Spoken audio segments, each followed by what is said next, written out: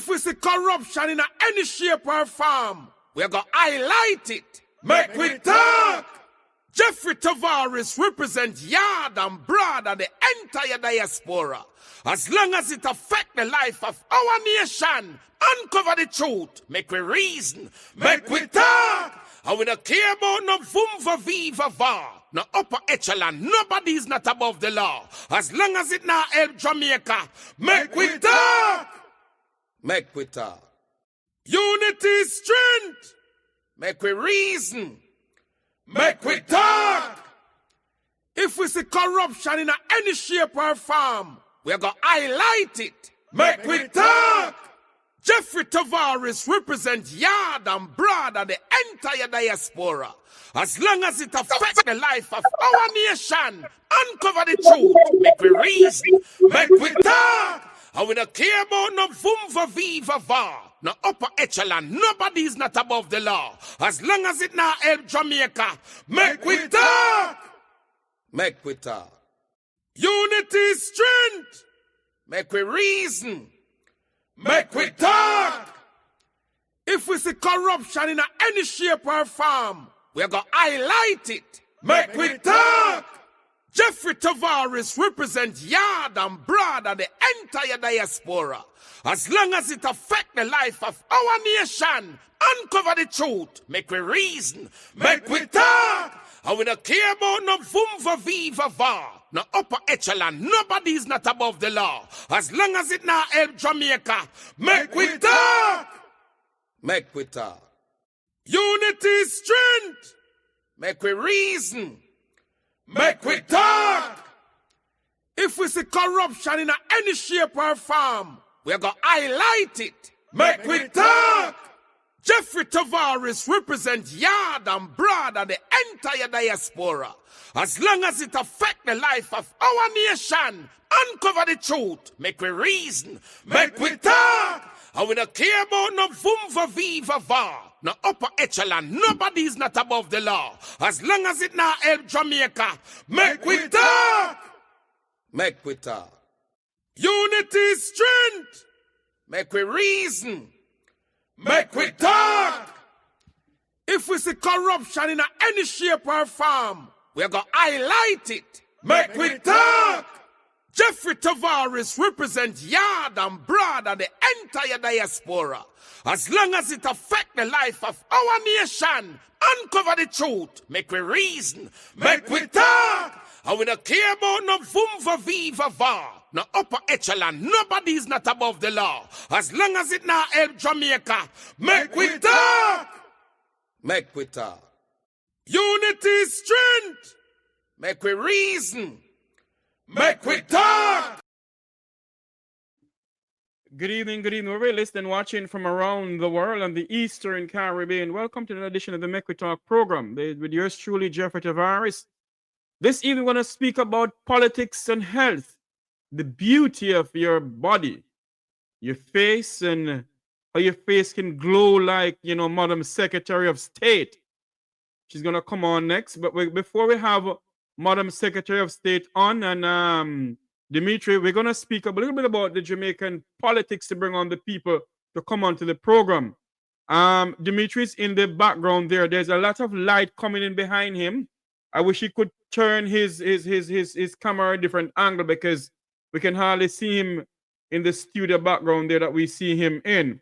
Kamaya is okay. Madam Secretary is okay. She's in her Secretary of State Defense Office. We're going to speak to her pretty soon. We're going to come on. Last week, I had the pleasure of traveling all the way to Las Vegas at a Reman beauty conference. And it was, believe you me, I wanted to put up all the videos that I went there and took, but, I didn't know that Madam Secretary was going to come on today because we're supposed to organize this from Friday. But Madam Secretary is so busy, so many things going on around the world, she have to brief the president and the prime ministers of other countries, So we have to wait until she can. Anyway, my students, welcome to the program. Welcome to the program. We're going to speak about what is going on in the land of wood and water, Jamaica's election. At 8 o'clock, we're going to have 8 o'clock Jamaica time, we're going to have the the General Secretary of the Jamaica Progressive Party, one of Jamaica's newest party, and they were in the election, and believe you me, they got a lot of votes. They got a lot of votes. We're going to speak about that. But in the meantime, you know what is going on in Jamaica? The $1.4 billion bus saga with Daryl Vaz, that is still on the agenda. I am being told that buses are breaking down left, right, and center throughout the length and breadth of Jamaica. And if that is so, that is to show you that the minister went and bought some old dilapidated buses. That doesn't make any sense. And it can't be that the minister will get away with all of this. It cannot happen. And that is why we, the Jamaican people, must stand up and speak out about what is going on in this country. Speak out about what is going on in this country. There is a video that I want to put up, you know. Let me put up this video in the meantime until I get my good cousin-in-law to come up here. Kamaya to come up on the program here to speak to us about beauty. Because when you look at Kamaya's face, you know, when a baby just born, and the baby bottom, you know, is smooth and everything. People in the chat room, this is what you need to buy. We're gonna speak about health, female face, and I wish Kamaya could send me the name of the company. Kamaya, if you're hearing me, send me the name of the company, please. Like a backdrop with the name of Reman. Let me see if I can get something here to put up. Oh Lord, this is what I don't like to do. I don't like to come on here and don't have everything prepared. But bear with me, students. Bear with me. Daryl Vaz is somebody that we, the Jamaican people, must not, at no time at all, forget that these people has done something wrong to the very foundation of this country. In no other modern democracy, thank you very much, Cam. In no other modern democracy, can this nonsense have more than in Jamaica. And if this was any other modern democracy, the people took to the streets long time and demand that the minister be investigated. But we, the Jamaican people, sit down and accept what is going on in this country. Because we believe that these people are above the law and we're afraid of them. I was on a platform this morning, talking to some people on TikTok, and they're saying that they're afraid of them because they're the rulers and the this and the that and the devils know what. Come on, people. Don't be afraid of these people. Do not be afraid of these people. They're the servants of the people of this country. Servants. And we the people must understand that we pay them. We pay them. Without further ado, I'm going to put on my good friend, my niece, Kamaya Gordon, to come on to the program. Oh, Lord, she's in her army suit, too, you know. No, Demetrius, I just got back from the base, honestly, and I'm washing my car in a basement. So we were supposed to, plan all this, Jeff, Demetrius. So yeah, we were supposed to plan all this, but the military take precedence, right? Yes. When we got stuff to do, we got stuff to do. But I made some time. I'll show you right now. Hold on. Let me see if I can switch this. Uh-oh. We have lost Madam Secretary. Dimitri there? Dimitri? I'm here. Can you hear me? Yes, I can hear, but I can't see you. Oh, the light in the background, man. I got that back. Okay, there you go. Can you see me any better? Yes. I can see you a little bit better. Good to see you, man. Yeah, Kamoya's got to come on there. She's, I guess she's washing her car in the bay or the garage or something. Good to see you, man. Indeed. Good to see you have too, me my on. friend. I'm glad to be on. Yes, we had an incredible time in Vegas. Oh, yes, we did. We did have some time in Vegas. And I just want to show the the students in the platform. This is what I went to. Over the weekend, I went to this function here. It's about men and women beauty.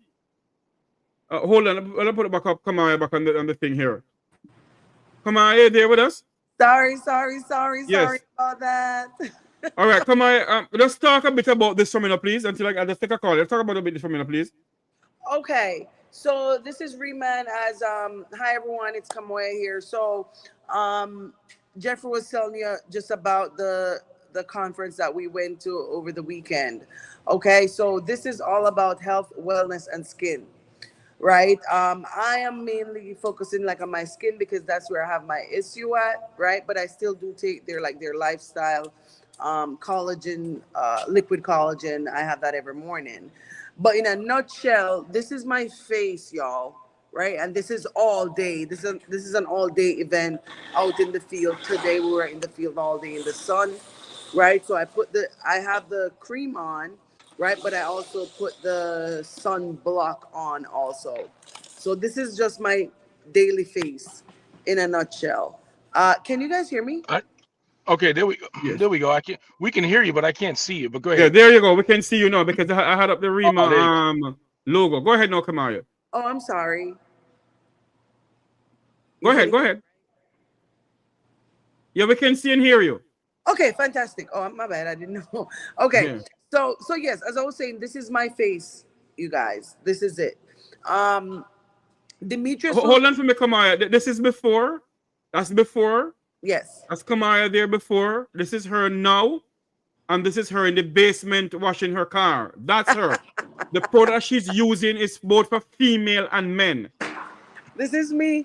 This is my car. My sweetest car wash guy. He helped me out so much. You see look how pretty it is, y'all. Clean and nice.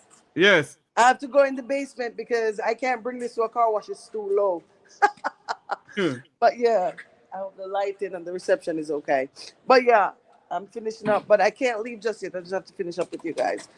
But I'll allow Demetrius to go more in depth, with what's going on here. Right. Go ahead. Awesome. Can you hear me loud and clear? Loud and clear, Dimitri. Go ahead. Awesome, man. Well, listen, it's good to be on. We came from an incredible event in Vegas. Over 6,000 people at the event. Jeff got to see it real time.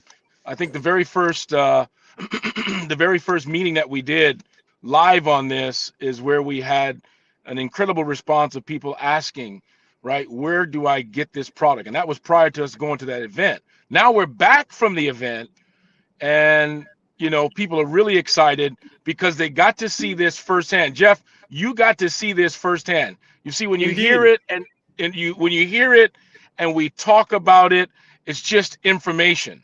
But you got to see other people from all walks of life, all around, different areas of the world and the country, come into Vegas just to get the information on how they can participate in the profits. So I'll kind of start because maybe there's some people that were on when we did the first live, but just to kind of reiterate and maybe shed light on the company. The name of this company is called Reman, R-I-M-A-N. Reman is out of Korea. What they offer are skincare products. It's more skin repair than it is makeup. And this particular company has done $2.5 billion in revenue out of Korea with a patent that they have on volcanic water on Jeju Island in Korea. And the developer of this particular product line, okay, there you go.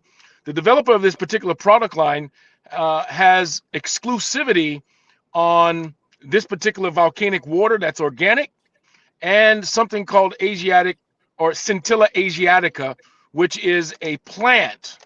And it's a plant that's referred to as tiger grass.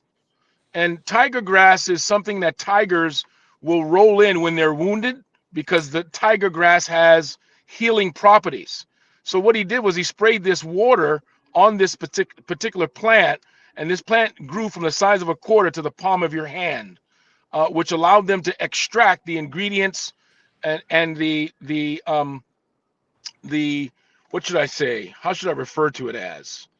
The extract what's in the plant. I can't come up with the word. Extract what's in the plant to then formulate the product. Okay, so there's no other company in the world that has access to this particular ingredient or product line at all.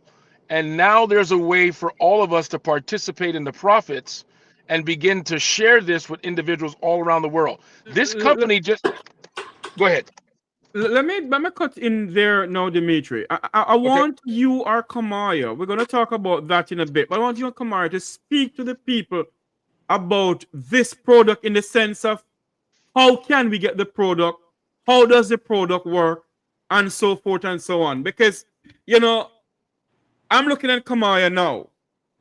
This is her before. That is her before. It's not that Jeffrey come on air and selling you something that has not been used on a family member of mine. That That's is right. her there. This is her now. That's her face there. This is her in living colors now. That is her right there. And we can take off.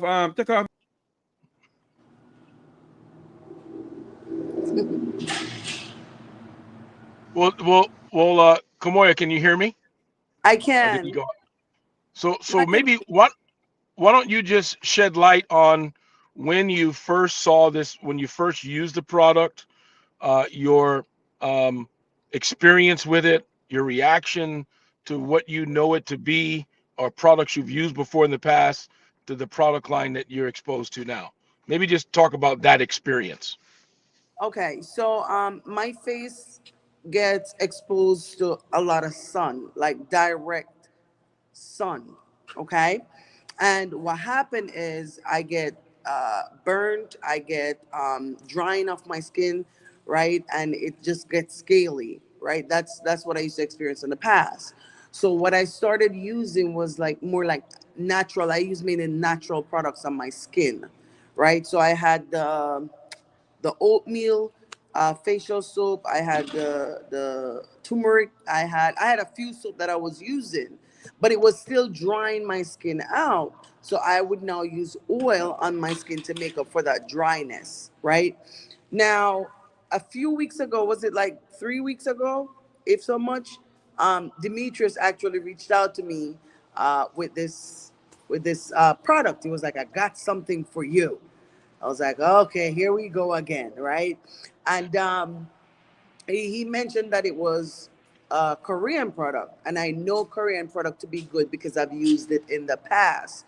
I just couldn't get a like a continuous supply of the product, right? Because I used to go to various stores to get one or two stuff. I just couldn't get it in one area from one line exactly what I need for my face. But I'm quite familiar with it. So I said to Demetrius, I said, well, I'm familiar with it, right? So right away I said, I need the product. There's no argument. I said, Demetrius, you don't need to sell me on it. I have to try these products because I'm coming back. I wasn't home yet when we were talking about it. I was away on military duties. I was not home yet. I said, all right, if I order it now, I'll get it when I get home. So all right, I get home.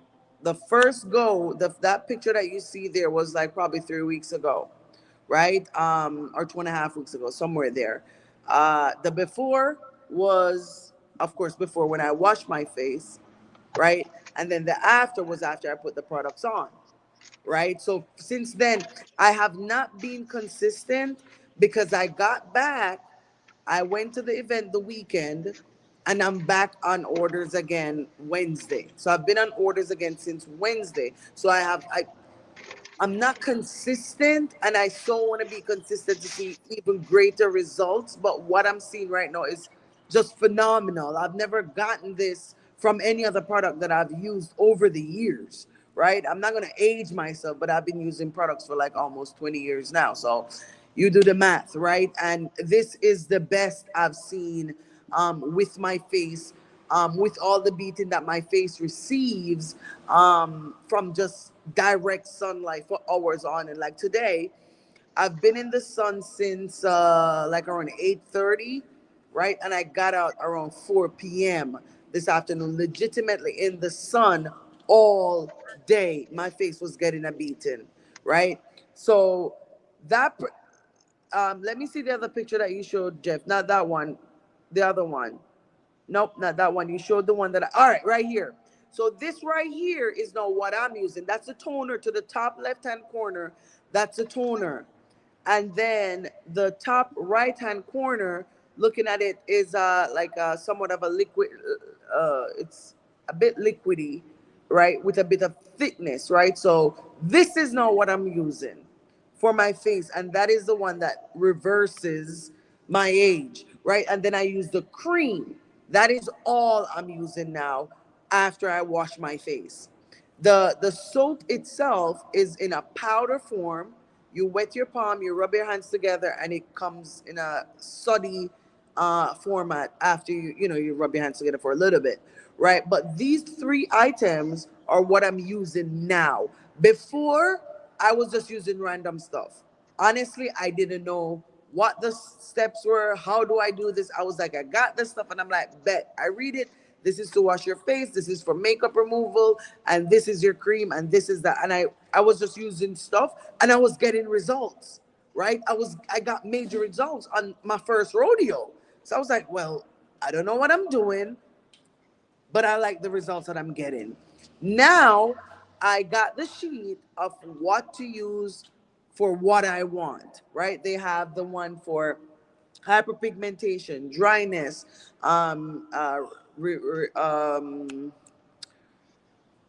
age reversal, all them fun stuff. So this is the age reversal one, and not just, honestly, guys, I mean, my face feels better. It looks better to me. Whether It my does. whether my age is reversed, it does, right? So whether It it's does. reversed or not, I feel better and I look better. So that's what I got. And I just want to let everybody know I am in the process of getting it and use it on my face because it's also for men. You have some of the products also for men. So I'm going to use it on my face because I have some blackhead that I need to get out, and make my face look like Kamoya's, and who knows. So, it's a product that I think everyone should get involved in. And you can reach out to me and I'll tell you how to get, because Kamaya has it for sale. There's a website you can go on to get it also from Kamaya. And also pretty soon I will be doing it also for myself, where you can come on my line on my YouTube channel here, order it from me directly, and we can send it to you. It's something that I am going to use. I'm not going to get to, okay, you guys going to use it and I'm not using it. No, I'm not that type of person. So if you're interested, reach out to me, 954-529-8030, about this product here that is taking the world by a storm. Reman, I want Dimitri to come on in now and speak to us some more about the product. Kamaya, before you go, Kamaya, tell us, how can we get this product? I think we lost him. So I'll just put my link. I'll put my link in the chat right now. Right? Okay? Yes, You please guys do. still there? Yes, we're Yes. here. Are you here? We're seeing you. Dimitri, we're seeing and hearing you. I think he should be coming on momentarily. Looks like we're still live. And We're live. in the interim, if you all hear me, looks like they're coming in. Looks like they're coming in. I think you're there. You're back. Yes, we're hearing you. Are you hearing us? Jeff, you're back? Yes. Oh, yeah, Are we're you hearing you hearing now. us? You just went out temporarily for a short time. Are you hearing Go us? right ahead. Yes. Dimitri, Yes. I want you to come and tell us more Yes, we about are. this product. Yes. Yeah. Come and tell us about the product, because I know people are interested in the product, in the sense of, when I say come and tell us about the product, what I meant is that, how can we get this product? Yes. So I'll speak to that. In fact, you can actually have access to this product as a customer if the referring person, either Kamoy or Jeff, sends you their website. So there's a replicated website that they have that is attached to the company. And when you go in, you can become one of two things. One, you can become a customer at no cost. You go in and you purchase product as you desire. Whatever it is that you want to purchase, you can do that. Or You can become a planner or a business owner, where you become your own independent business owner for $20. You have access and you have your own replicated website in which you can buy one of several product packages, or you can go in and buy the product you desire, but then you can begin to share with other individuals and expand a network of individuals that want to be brand partners. So it's just that simple. We don't make it hard. We have a system where you can get engaged and get involved with some of the online meetings, Zooms, and we have recordings on how to begin creating other profit centers and creating an income around this very simple model. So that's how you get it done there, Jeff. Did you hear all that? Yes, I heard you. And for those who are Awesome. just joining us, we're speaking about skincare with Kamaya and Dimitri. I am a part of this organization now, where I am about to get my stuff to put on my face to start using it. It is something that I encourage everyone to get involved in who are having problem with their face. Now go bleach. Now, this is not a bleaching cream. And a bleaching cream this. In plain Jamaican patois, and a bleaching cream this. This is something that will help you. It is a plant from the ground. What's the name of the plant again, Dimitri? Can you hear me? Yes, what's the name of the plant, please? Scintilla asiatica. Okay, so you sent the request. I'll send it over. Spell that for me, please. Oh man, I can't spell that darn thing. But just know that it's tiger grass. We'll that's the wrong guy to spell that. but just remember tiger grass. You can Google tiger grass. You'll see the name there as well spelled out. And just know that particular grass has healing properties, and that's what's in the formulation for the product, where it repairs your skin.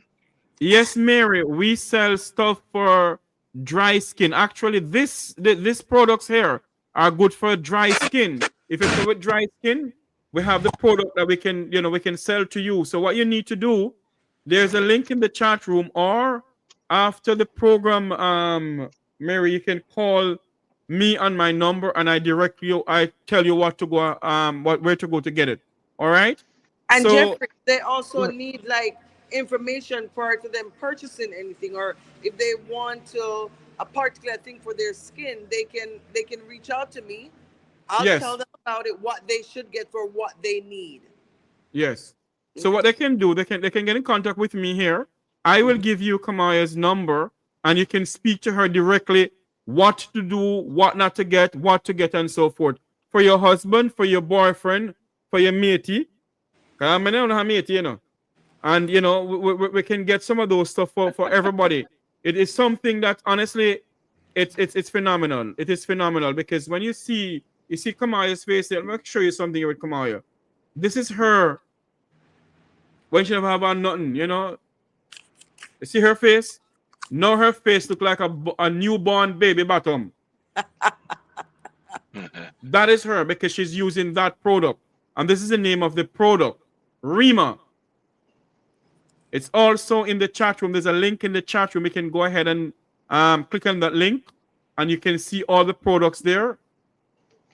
Next week, Monday, they'll be coming on again with us next week. Monday, we're going to have somebody from the head office to come on to speak to us some more also. Dimitri's from the head office, but another bigger up person from Dimitri will come on the program to speak to us some more about this. So these are all the products, and there's more products you can get to make you look handsome, to make you look beautiful, make you look younger, because you have some people who are 70-something years old. At the function in Vegas over the last weekend, I saw a woman who was 71 years old, I think. And when you look at her, she doesn't look 71. She walks strong, yes, but you know, at 71, your face starts to have some wrinkles and whatever. No, that's not her. She looks like a young, beautiful 21-year-old woman. And this is a product that you need to get. Not a bleaching cream. Because when you no bleach, when you put on the knuckles still black. but on the finger, part of the finger white, but on the knuckles black. That's not what we're doing. There's something, it's from the ground, it's a plant, because the Bible said the herbs of the field shall heal us. And this is something that you all need to get involved with. I'm going to get my own pretty soon, and I'm going to use it. I'm going to show you before and after pictures. So that is what we're going to do. Kamaya, tell us, give us your wrap up. You have anything more to say to us? Demetrius?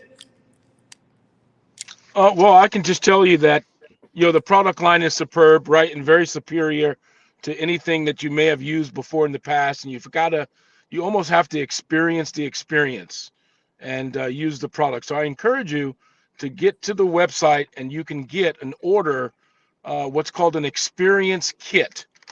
Again, you can go to the website and you can order an experience kit. The cost of that kit is only $100, but it gives you a range of products that you can use on your skin with the step-by-step assignment on what to use and how to use it for you to experience the product.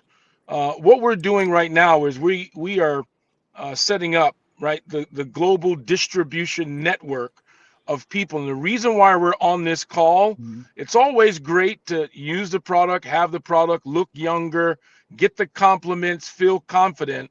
But one of the main reasons why we're on here is to expand the network in Jamaica, expand the network all around the world.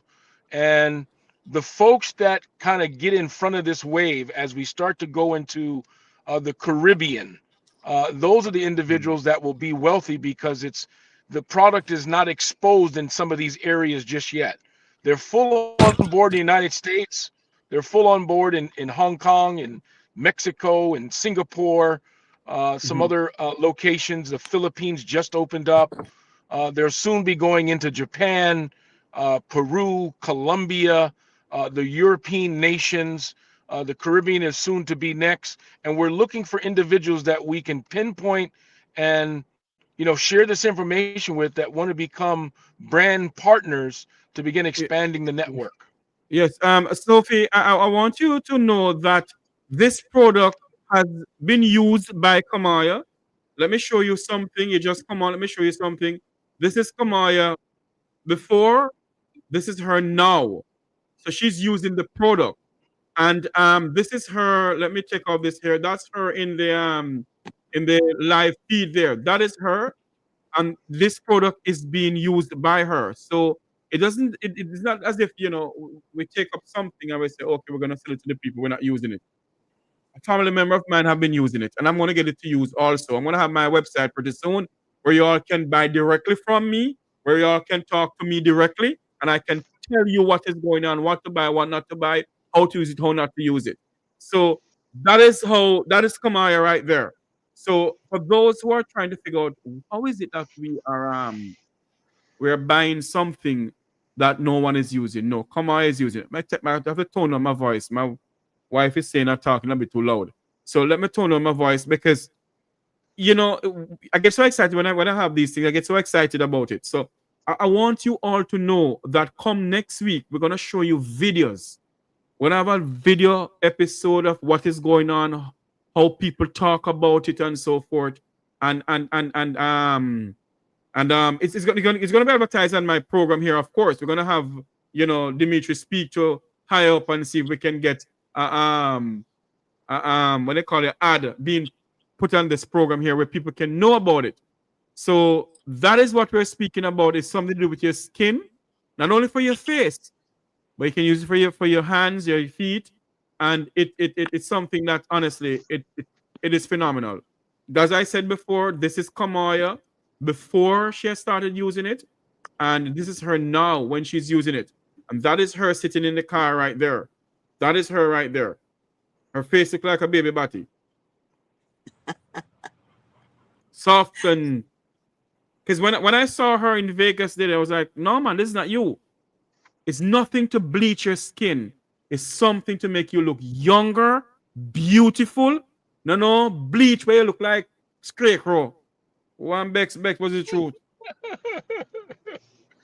It's not that. It's something to make you look nice and beautiful and and people can say, oh my God, you have a glowing skin or a glowing face or whatever.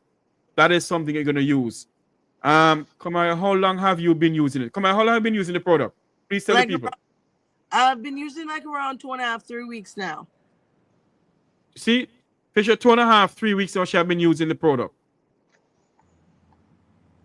So it's something that, you know, it's being used by somebody.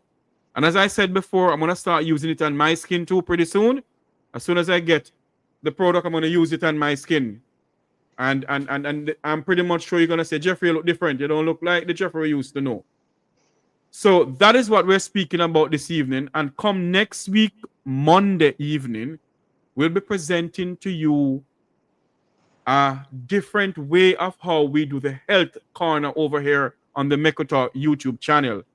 Where can we get it to buy? Let me show you. I'll give you the link. That's the link in the chat room there. That's Kamaya's website. You can go to her and buy from her. As I said, pretty soon you're gonna get it. You can start buying from me, but that is her website for now. You can go and buy it from her. As a matter of fact, if anyone wants to call in for a couple minutes to ask questions to Kamaya and Dimitri, you can do so. The numbers are 954-529-8030. There you go. You can call in and ask any questions you want to call in and ask about. You can call in and ask questions.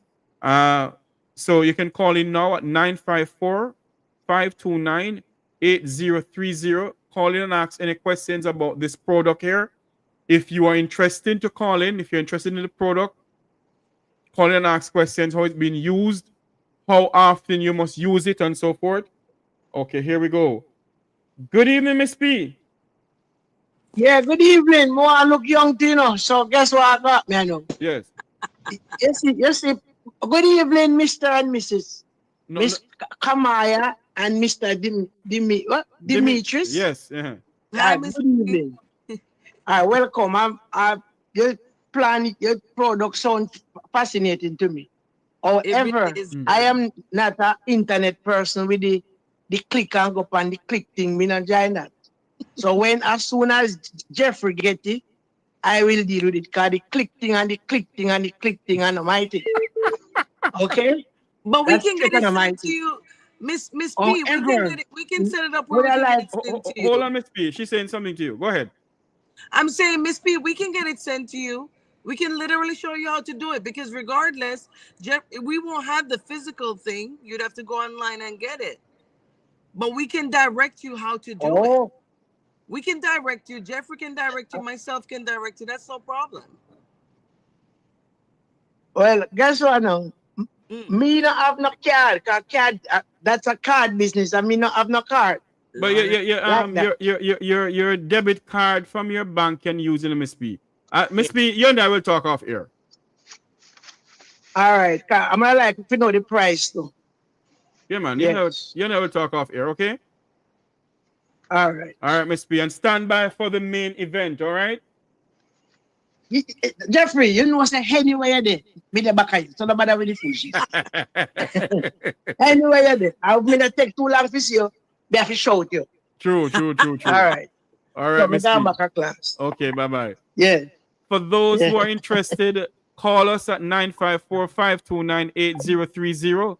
That's 954-529-8030. If you're interested to buy it, if you're interested to know how you can get it, how it's being used, call us. Kamara is in line right here now. She can speak to you and tell you how to use it and how to make your face look smooth and nice like her own. She doesn't have a pimple in her face anymore, you know.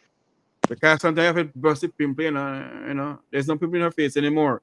She just look very nice. Dimitri, talk to us about the men part of it. Oh, we have a men's product, a shampoo for the men that are struggling with hair loss, and it works amazing. Hold on for me. That's another product.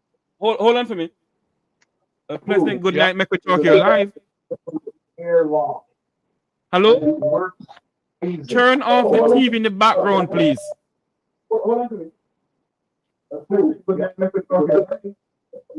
Hi, Jeffrey. Hi, good night. Turn off the TV in the background, please. Good night, Jeffrey. Good night, my dear.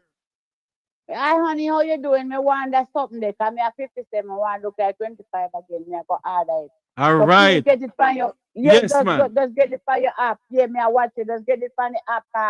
57, me look like 46 right now, but me want to look like 25 again. Yeah. By All the end of that right. on the screen, my face nice and clean. Yeah, man. Yes. That's my niece, you know. Yes. Yes. Are your niece? Yeah, man. Bless up knees, and Bless nice up, and mama. nice and nice. Bless up Yeah, yourself. man. Yes, Bless up all yourself. get Can't it, wait till you all look get it. I'm 25 ready to again. watch it like right now. Cause Y- I'm at 57, December 1st. I'm Yes. look at 25 right now. I want to look at 15 again. Hurry up, Hey! All right. Man, I hope I can get it. All right. No problem. I hope I get my website and you can buy it from me. All right. You can see my. Yes. Me ready. Because your knees look nice. Of course, face pretty, look on her pretty smile. May I tell you? Yeah, because I want to attract young boy, them, you know. Cause them have the money. Hey! All right. I will give you a call. All right. All right, honey, love you. Hurry up. Yeah. All right, my dear. I will. All the All best. right, good. Yeah. Good night. Hi, mama. The numbers to call in is 954-529-8030. We're talking about your beauty tonight. And then we're going to go over to politics after this. Good night. Mek Wi Talk here live. Good afternoon. Good night, Jeffrey. How you doing? I'm going good. How you doing? Hi, Miss Kamala. You Hi. had the lotion. Do you have the lotion to that and the shampoo for women? Yes, they do have the shampoo and the conditioner and also the lotion. I actually do use the lotion and the body wash also. Oh, All right. really? Yes. How am I going to know the price? So, okay, what are you going to do for me, see? Yes. When I finish the program, the whole entire program, Okay. call me or look in the chat room. There's a link in the chat room. That's Kamaya's link. You can go into the chat room and click on that link, and it will show you every single thing, prices and everything. Okay. All right?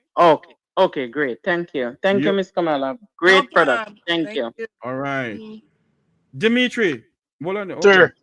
Yes, tell me about the men one now. Talk about the men one. Oh, hold on Well, there. you know, Hold on there, master. Left, right, come on. okay, here we go. Good night. Mek Wi Talk, you're live. Good evening, Jeffrey. Good evening. I am just joining, Yes. and I hear some conversation about a lotion, and I am 63 years old, and I want to look young too. Hi. Hey. Okay. What are you going to do for me, see? After the program, you call me. Call me after the program, and I'll give you the link to go on the website to look on it and buy it. Okay. And we can tell you how to use it because they have the lotion, they have the skin, the face care, the skin care thing they can put on your. Come on, talk to us some more about that, please. Hold on for me, darling. Demetrius had showed the picture earlier, right? Wherein you could use that compilation is what I'm currently using. So it's a toner, the ampoule droplet, and the cream. 3 items. That's what I'm using. But you can also try the starter. It is the experience kit that Demetrius mentioned earlier. You can try the experience kit. It's just a package with multiple products, right? You know, sample size, so you can see what works for you, what you like. I'm currently using. They have different packages for different requirements. So let's say you have hyperpigmentation. They have a package that focuses on hyperpigmentation, right? The package that I'm using now is the age reversal, right? And those are the 3 products along with the enzyme. The same product you're using, that's the product I want. All right. So what are you going to do for me there, darling? Wait. Okay. What are you going to do for me, see? After the program, you call me and I give you all the link and everything, all right? Okay, Jeffrey, thanks. You're welcome, my dear. There you go. Okay, bye. For those who want to call in about skincare, the numbers are 954-529-8030. And I'm also putting in the link in the chat room where you can go and click on that. That's Kamaya's website. Go and click on that. My website coming up soon. I'm waiting on Dimitri to give me my website. I don't know why this man I can buy the things, you know. Are you a delay everything, Jeffrey? Now come call out Demetrius Pan here. That's your fault. No, but you come on, you know you and I talk about certain issues, man. So come on. Okay. But don't call out don't be calling out people on here. We working together on here, okay? Dimitri, in less than 2 minutes, tell us about the men care, please. Before another call come in. So all of the products that we have are for men and women, right? I was never a guy into skincare. As soon as I began to use this product, I quickly got into skincare, right? Which is me washing my face as I normally do. But when you have a product that repairs the skin, right? On the top epidermal into the epidermis, where it is being repaired, and lifting your face and allowing your face to look brighter and shine like the moon, you kind of get addicted to that look, right? Because everyone I know wants to look younger. And these are the products that we have. So they're unisex products that men and women can use for rashes, for dark spots, for any blemishes that they may have, and just to brighten the skin. The product that men and women can use as well is the hair loss shampoo that allows your hair to grow back. And we've had countless testimonies of individuals who had, balding spots or, very thinning hair, and now their hair has come into full, right, growth, and now they're not as self-conscious of that area of their hair. Does that make sense? So all the products are unisex for people to use, both men and women.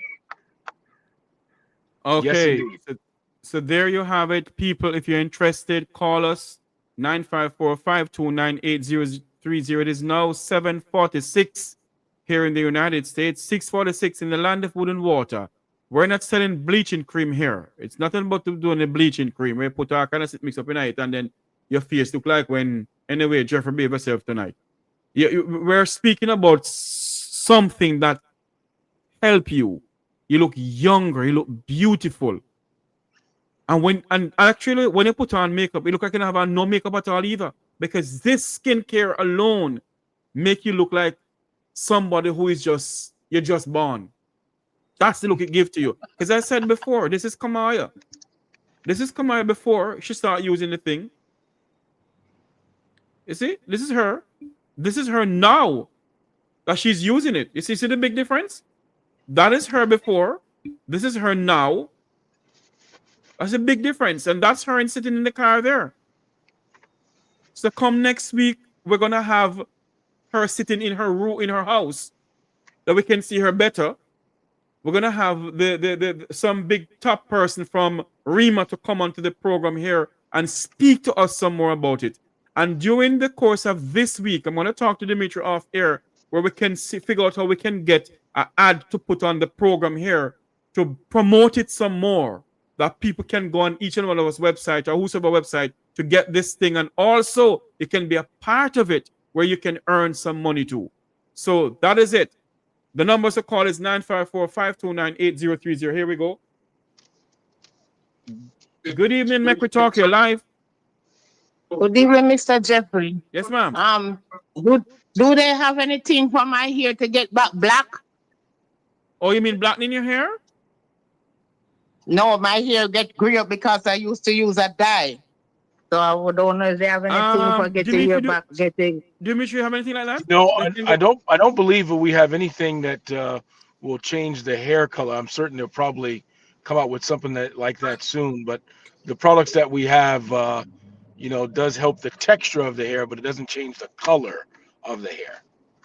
Okay. Yes. So like when me bald enough in my head, that's another bald. I mean, that's an old.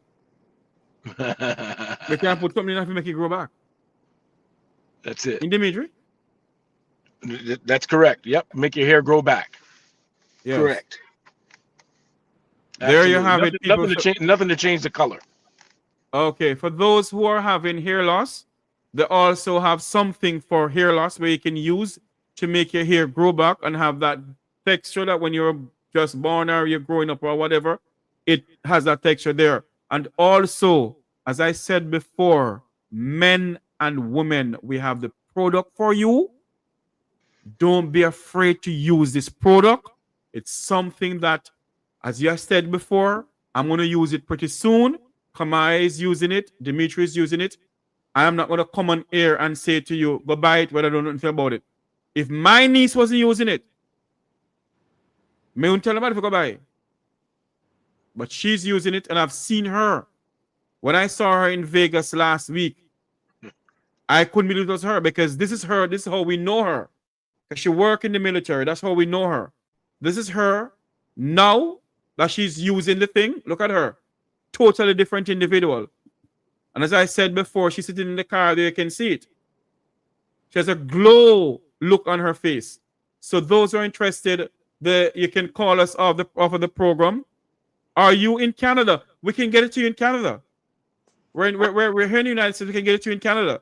So when the program is over, call me and I can tell you how to we can get it to you in Canada. All right? So for those who anywhere around the world, we can ship it to you. If you're in Timbuktu, we can ship it to you. You're in the land of wood and water. That's Jamaica. We can ship it to you. You're in Treasure Beach in St. Elizabeth. We can ship it to you. Uncle Rex, we can ship it to you too.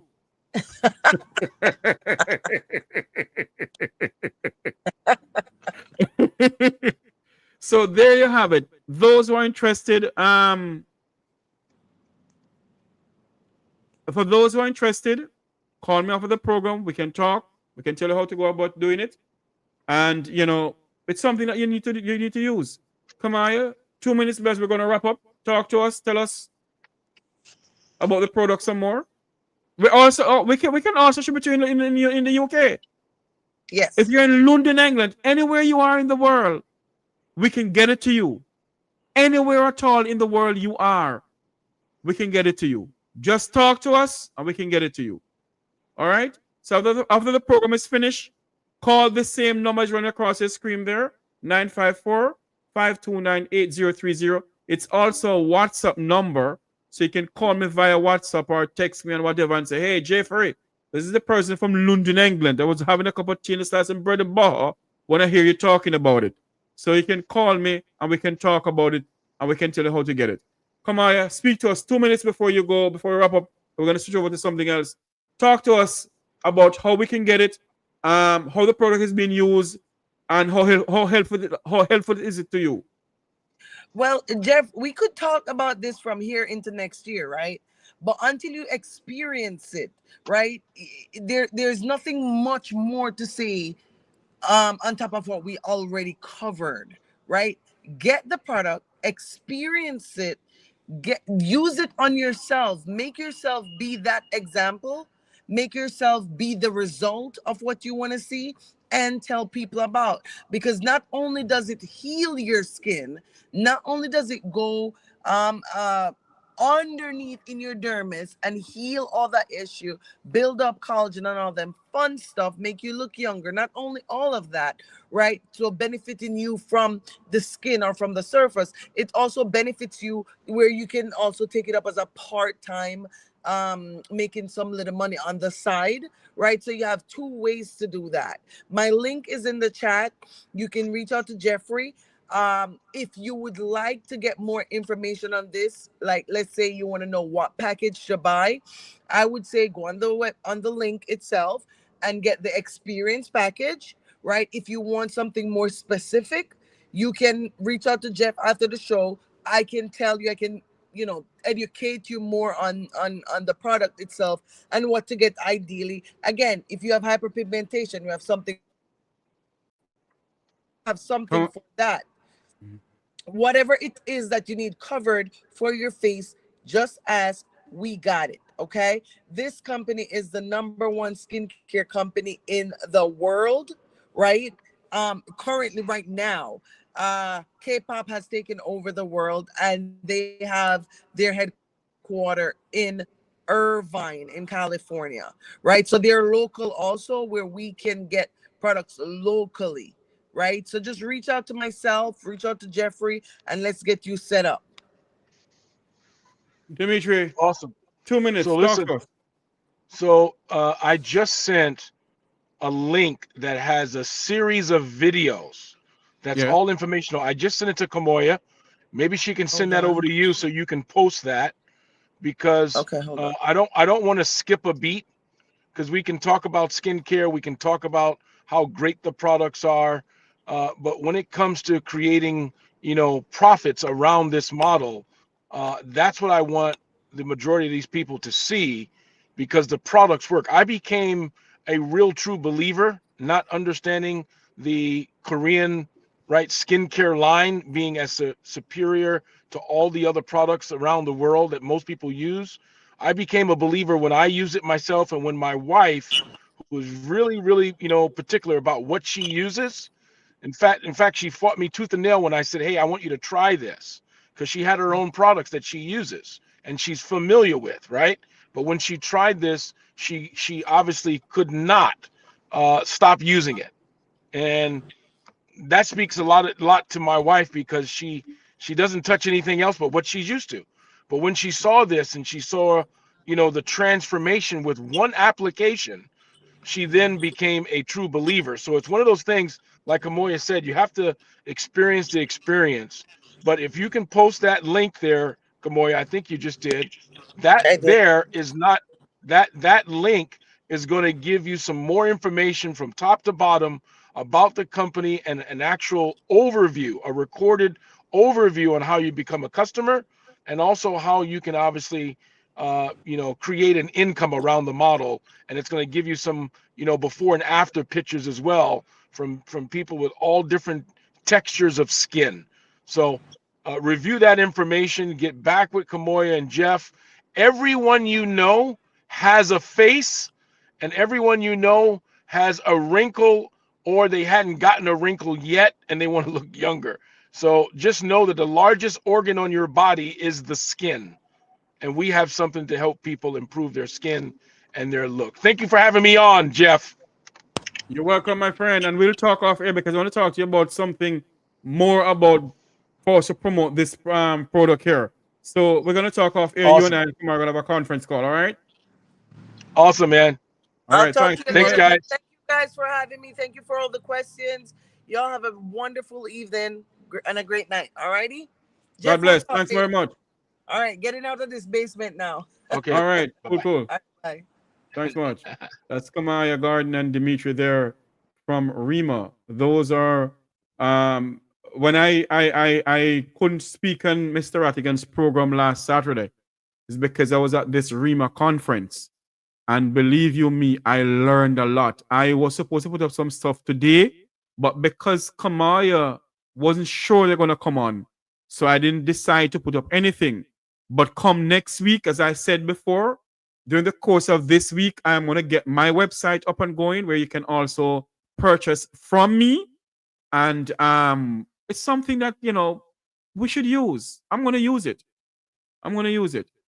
Well, this evening we're going to switch the conversation to $1.4 billion bus scandal and Jamaica Progressive Party, US $2 trillion agenda. That's Jamaica's fourth political party.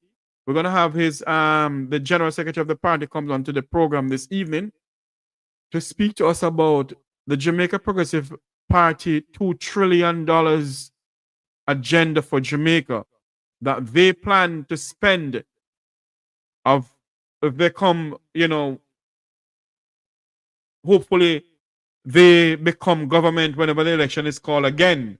They were in the election this year, this September 3rd gone. They're a part of the election, and they have the candidates and so forth, and they have some stuff in their manifesto that we want to speak to them about. We want to ask them some questions about it. So, we're waiting for them to come onto the program here to speak to them, ask them some questions. They said they're going to pay off Jamaica's national debt. We're going to ask them about that. How are they going to go about paying it? We're going to ask them how they're going to about funding all of this. Where are they going to get the $2 trillion from? So we're going to speak to them about that too.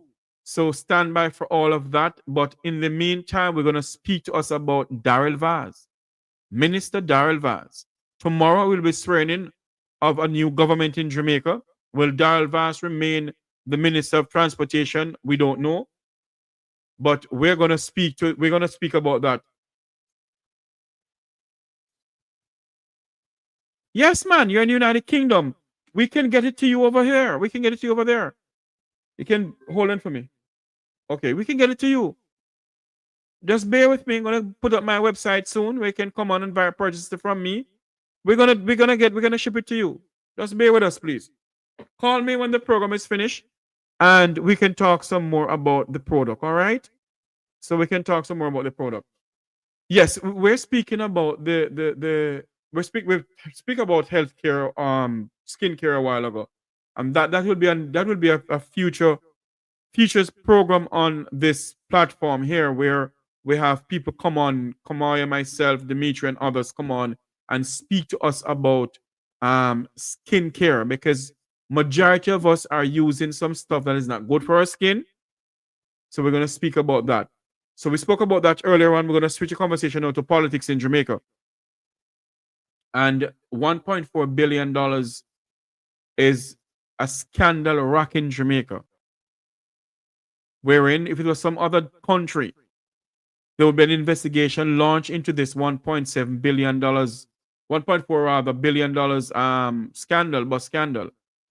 But in Jamaica, there's nothing like that. And it begs to ask the question, where's accountability in our country? Where's the accountability?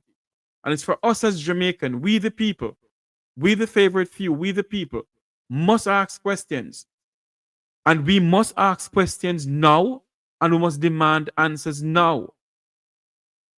We hear nothing from the administration about this $1.4 billion bus scandal. All we know, according to them, they have rolled out the new bus, they've rolled out the school bus program. We're being told that majority of the buses, or some of the buses, has broken down along the roadway. People in St. Thomas is saying that the bus didn't came to pick up their students. So the question must be asked, when is Daryl Vaz going to come to the people of Jamaica and speak the truth to the people of this country? Because we know that these buses are not new. We know that these buses are some old, dilapidated buses. They're old. And the minister must come and tell us. Come clean to the people of Jamaica. You must come clean to us. Because if you don't come clean to us,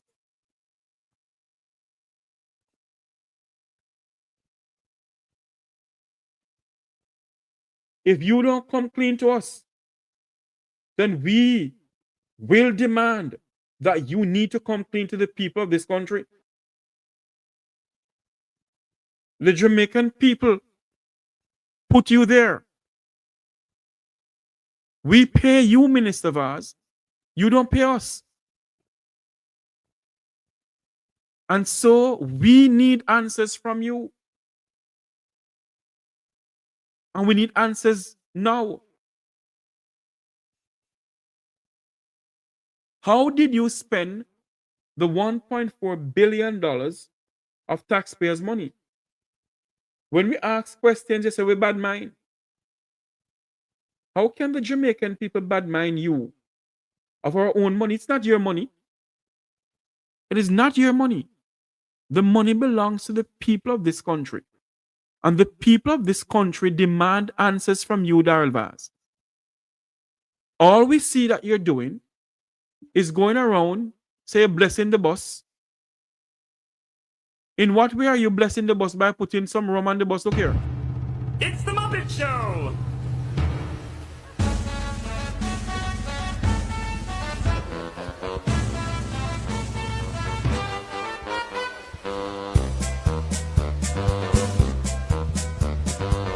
It's time to play the music. It's time to light the light. It's time to meet the Muppets on the Muppet. There you go.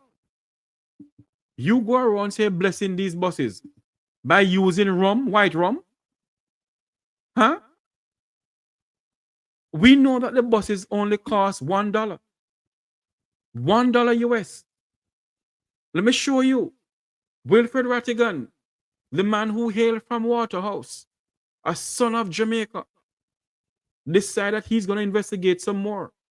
He went to a place in Washington, D.C., and purchase one of the buses for just $1. $1. Many Jamaicans don't believe us is the truth. And you know why Jamaicans don't believe us? Because Jamaicans refuse. They refuse to use the phone they have in their hand to find information. Majority of Jamaicans do not want. They do not want to use the phone for that. What they want to use their phone for is to literally spread propaganda and gossip and sus. But when we come on air and we try to educate the people about the thing like this, educate the people about what is going on, what they say to us that we're lying. Not gossip. A lie we are tell. In what way are we telling any lies? We're not lying. We're speaking the truth. $1 US for the bus that Mr. Rattigan bought. Because the United States government, in the school districts around the United States, they're getting rid of these old dilapidated carbon buses. That is getting their children sick. But Daryl Vaz believes that the Jamaican people are a bunch of idiots. He called us that. He said that we're dumb and we're stupid. But myself and others and Wilfred Rattigan is showing Daryl Vaz that we're not stupid. We're not stupid. We're asking questions. And we're going to demand that you answer the questions. Even if you leave politics 2 years from now and we don't get an answer, we are going to still ask questions. Because one by one, somebody go in prison for taxpayers' money. That is why we're saying to the Jamaican people, sign the Magnitsky Act. Go over to the One Legal Jamaica Defense Foundation, look for the Magnitsky Act and sign it. Sign it. Give us more power. Taxpayers' money must not go like this. Good night, Mek Wi Talk, you're live. Uncle Jim, good. What going on? Good night. Good night. Why? You couldn't get a chance to talk to you since the election. Yes. Listen, that bus thing, why I don't know. That's where Jamaica reached now. We are used white from a flashman bus to bus run. we are regress one. We have a battery. Anyway, I don't want to preempt your program. Yes. But since the election, I don't talk to you. If you remember, we will talk about election next time, not now, because I'm talking about something else. All right. Okay, Master Jim. Yes, we're going to talk about election and a different program. I want to talk about this bus scandal here, and also the Jamaica Progressive Party have a $2 trillion US agenda to pay off Jamaica's national debt. That's what they said, not me. We're going to speak to them some more about that. They have so many things that they want to do. I see we're in their manifesto. It says, let me go over this here. The manifesto, they said that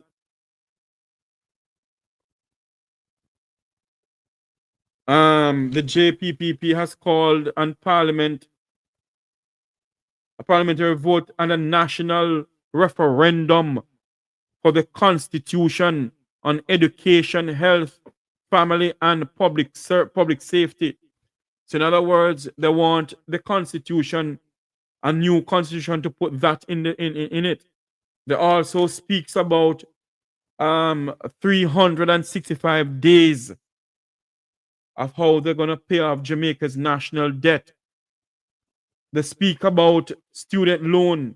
They speak about NHT forgiveness and refund. So we're going to ask some questions about that. They speak about income tax and GCT from 15% to 10%. We're going to speak to them about that also. Okay, so for the time being now, we're speaking about Daryl Vaz. As a matter of fact, I'm going to open up the phone lines. I want you to call in and tell me, what is your views on what is going on? What is your views on Daryl Vaz entering back politics, entering back the parliament? And until now, we hear nothing from him put into the $1.4 billion. You believe that this was the United States, he'll still be a member of parliament or still sitting in the parliament?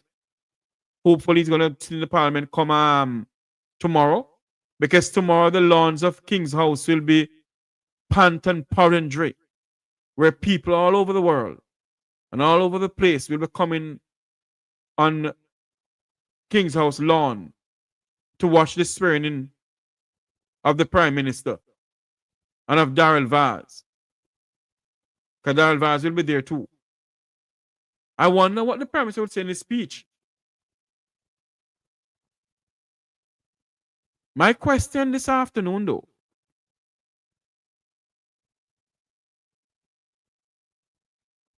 how longer should we wait for an answer into this $1.4 billion bus scandal from Daryl Vaz? How long must the people of Jamaica wait for an answer from him? How long must we wait?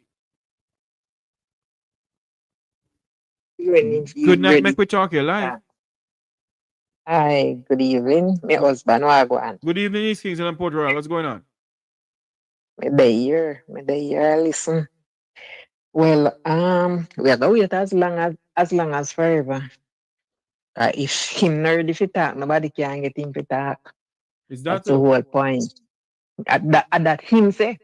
Oh. At that way him a put out his action. He speak when he ready. Because little before the election, when he said Mark Golding to come with birth certificate, I know him can't come with no certificate pertaining to the buses. No receipt. He can't come with no receipt, no nothing. And you know what really hurts East Kingston and Port Royal? Is that the Jamaican people believe that we are some comrades. We're not neutral. And what we're saying is lie, no bus can't cost $1. And they have a phone in their hand. Exactly. They have a phone in their hand. Exactly. So all they need to do is to Google just do research. Do their research. Just do your research. Just do your research and then you will know. Right? The thing about this, before election, when all this bus saga was going on, I, for one, I said I don't have a problem with what he's putting out. No. That's a good idea. True.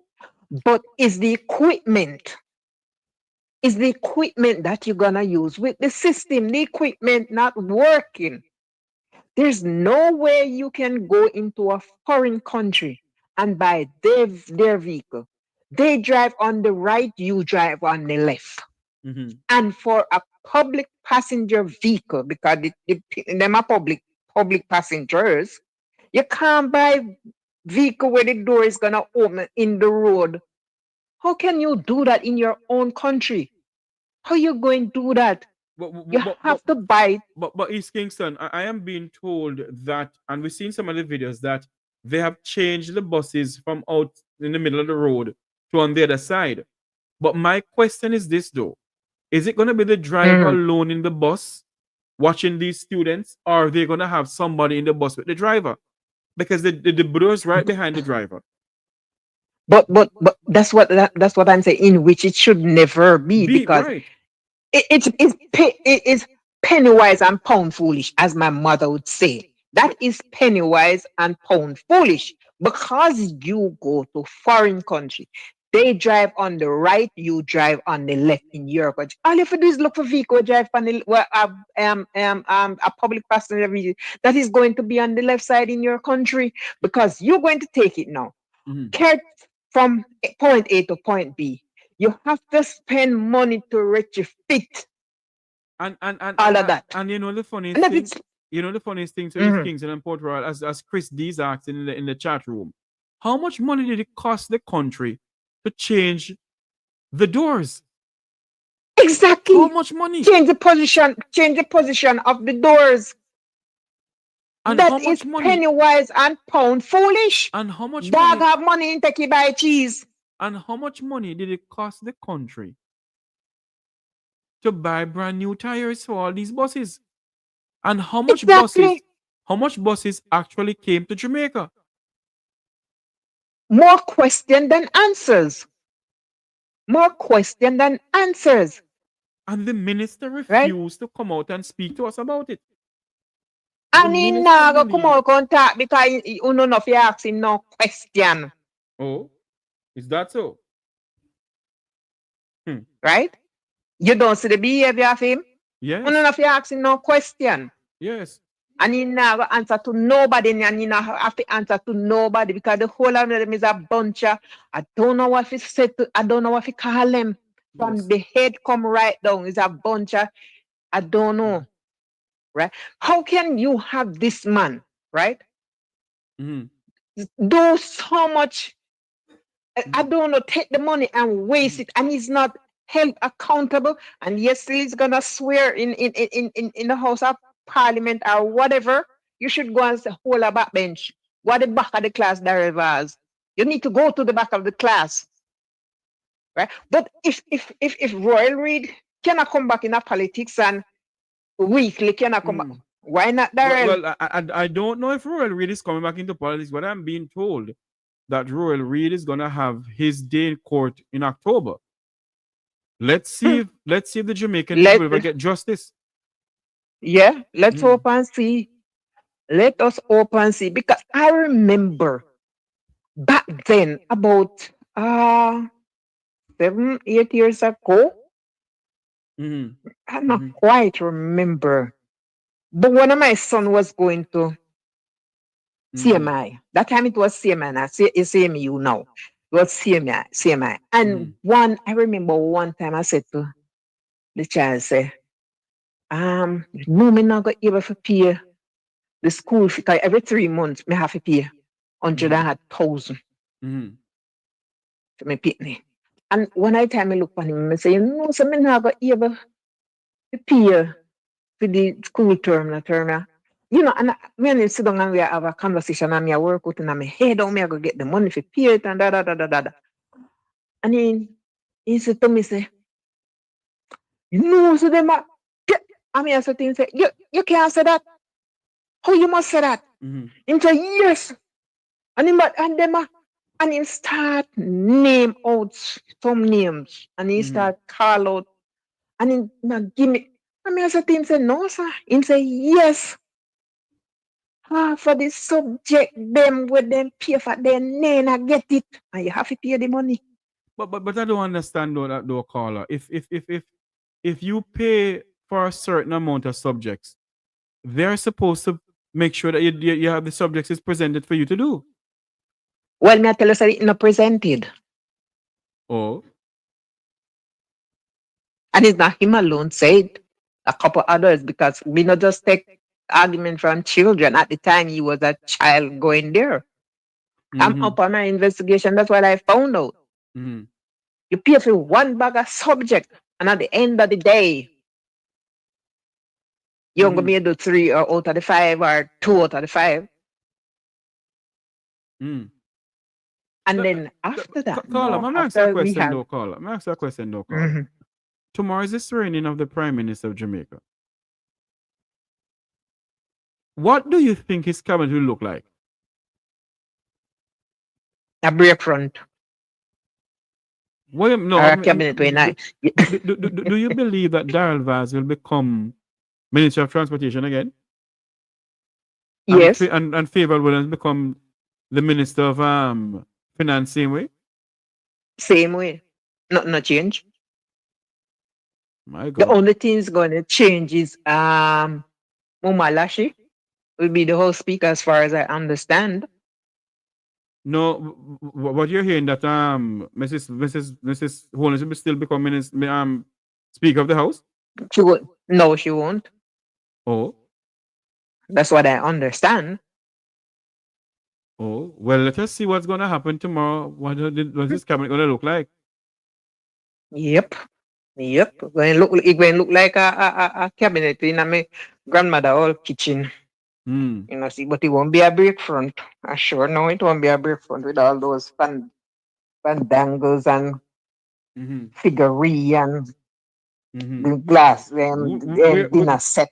We're standing by to join the General Secretary of the Jamaica Progressive Party to speak to us on their manifesto, a manifesto in which it has a $2 trillion agenda to assist Jamaicans and they're going to pay off Jamaica's national debt. We want to speak to them about that. They have so many things in their manifesto that I'm looking at right now, wherein they're gonna forgive student loan. They're gonna have NHT loan and refund contribution to individuals earning $500,000 per month. All of that they're gonna speak about. We're gonna have him come on pretty soon. It's now 8:21, Who's the 7:21 in leader of that Jamaica. party? Huh? Who's the leader of that party? I'm gonna ask them that tonight too. We're gonna get that tonight from Pastor Robert Rainford. He is the General Secretary of the Jamaica Progressive Party. They're gonna come on this evening to speak to us some more about that. All right? Anyway, I'll be listening. All right. Thanks much for calling in. Yeah, man. Thank you. The numbers to call is 954-529-8030. What is your take on what is going on in Jamaica? Who you think will be do you think that Daryl Vaz will still remain Minister of Transportation? Or do you think they're going to change him? Do you think we'll ever get an answer from Minister Vaz, from Daryl Vaz, pertaining to the $1.4 billion bus scandal? Do you think we'll ever get any answer from him? We don't know. Those are the questions that the Jamaican people are asking. When will we get answers pertaining to this? When will we get answers pertaining to this? The Jamaican people need answers.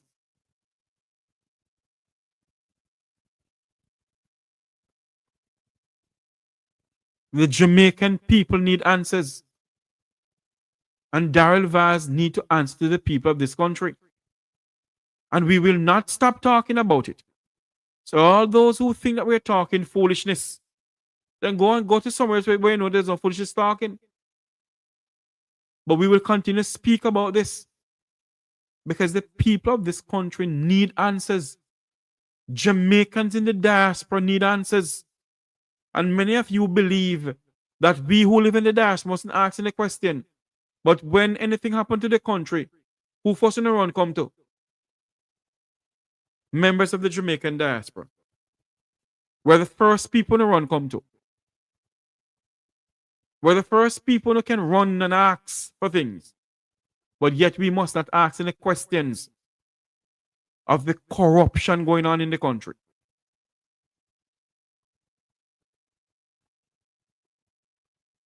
We must not ask any questions.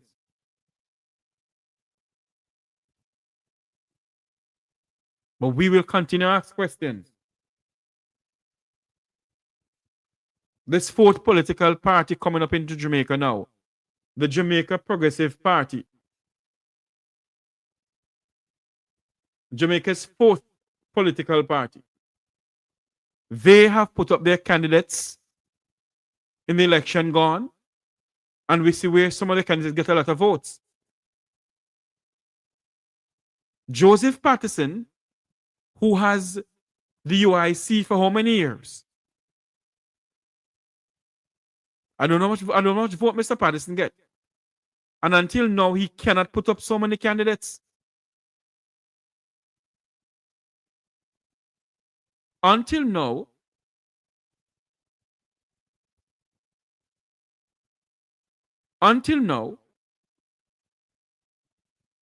we can't see where Mr. Patterson, Joseph Patterson of the UIC, put up candidates like how the JPP did.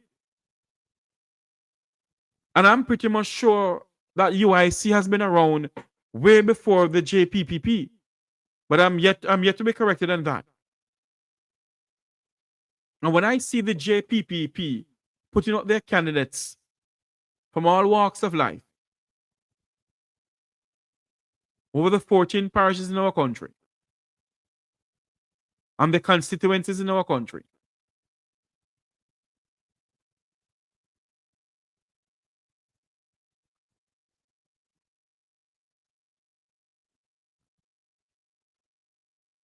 it begs to ask the question, what have the UIC been doing?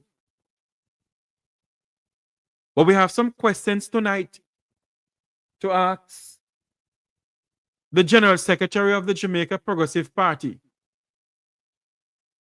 Some things in their manifesto that we need answers from. We need answers for. And believe you me, there are some things that we need to really get some answers for.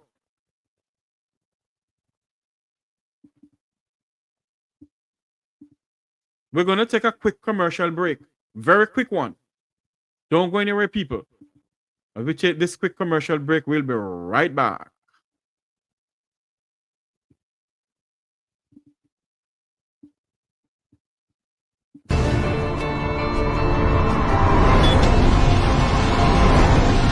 Within our first 100 days of government, we will start the legislative process to fix the date for general elections in Jamaica.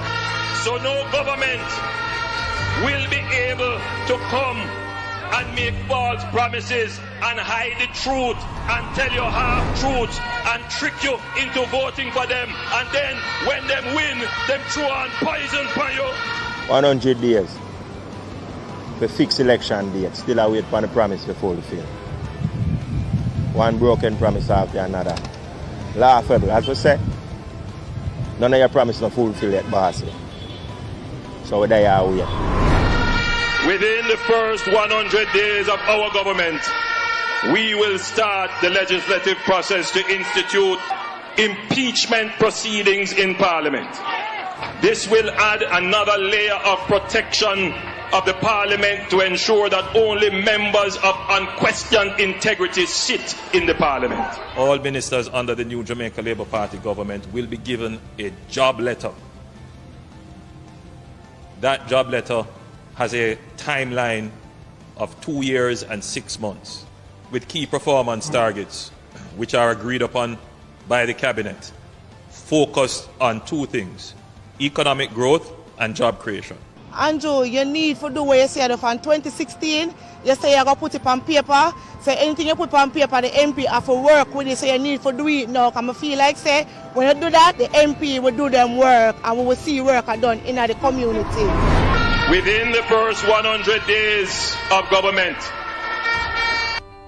we will start the legislative process to introduce term limits on the office of Prime Minister.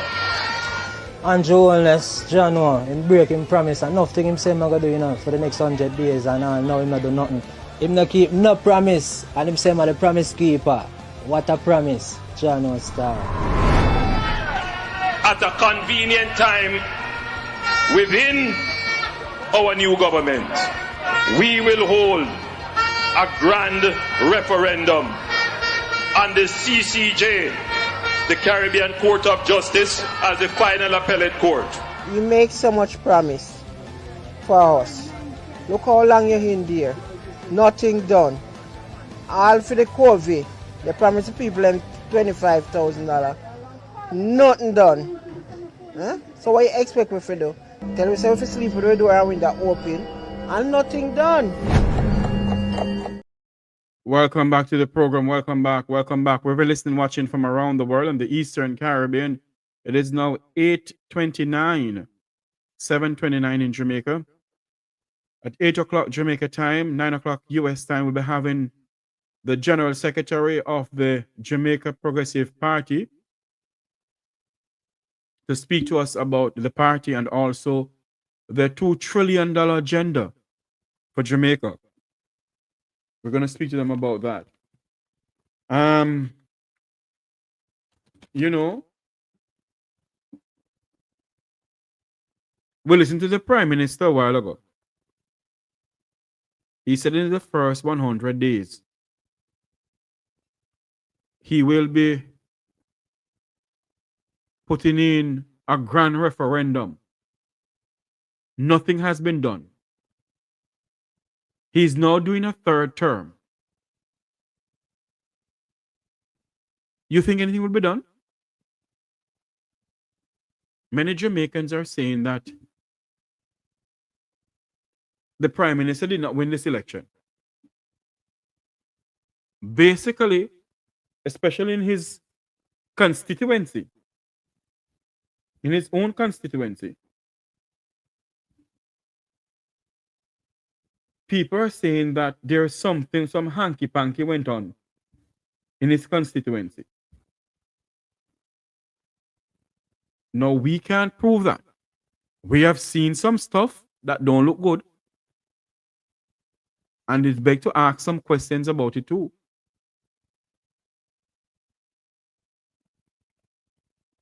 We have seen some questions. We have seen some things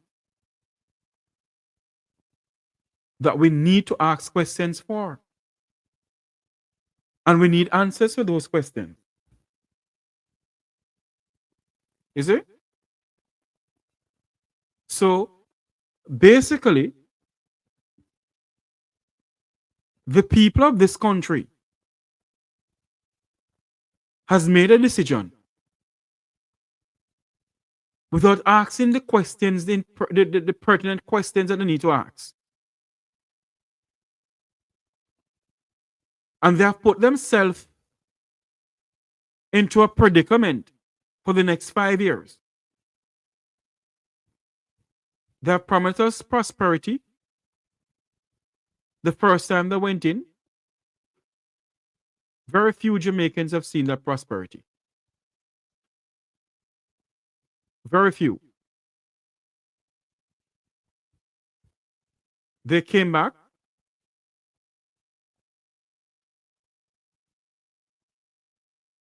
And they promised the people some more prosperity again. But they have promised the people this time is a $32,000 minimum wage per week.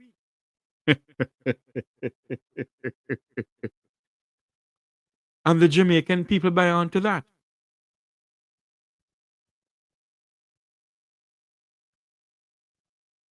The Jamaican people buy on to the how much $1,000 minimum wage. And they believe that if the government says $32,000, people in Jamaica who have business has to comply with it and pay it. Anyway, they must get it from. How many business places in Jamaica with inflation so high? Inflation is high. Cost of living is high. Well, it's still inflation.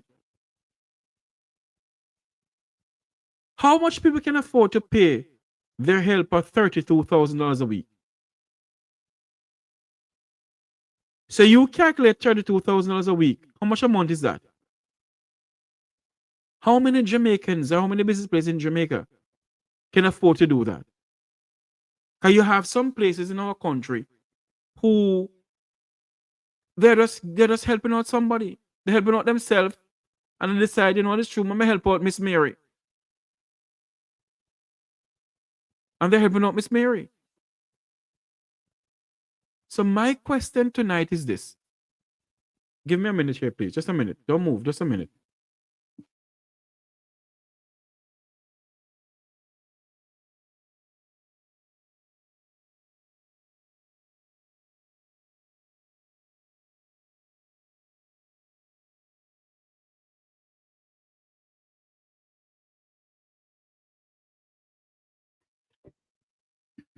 Yes. How many of them, when you calculate that out per month, how many Jamaican business places can afford to pay their staff that amount of money? Huh? The US dollar now, Chris D, thank you, is not 161.51 cents. Though is there something is fundamentally wrong somewhere?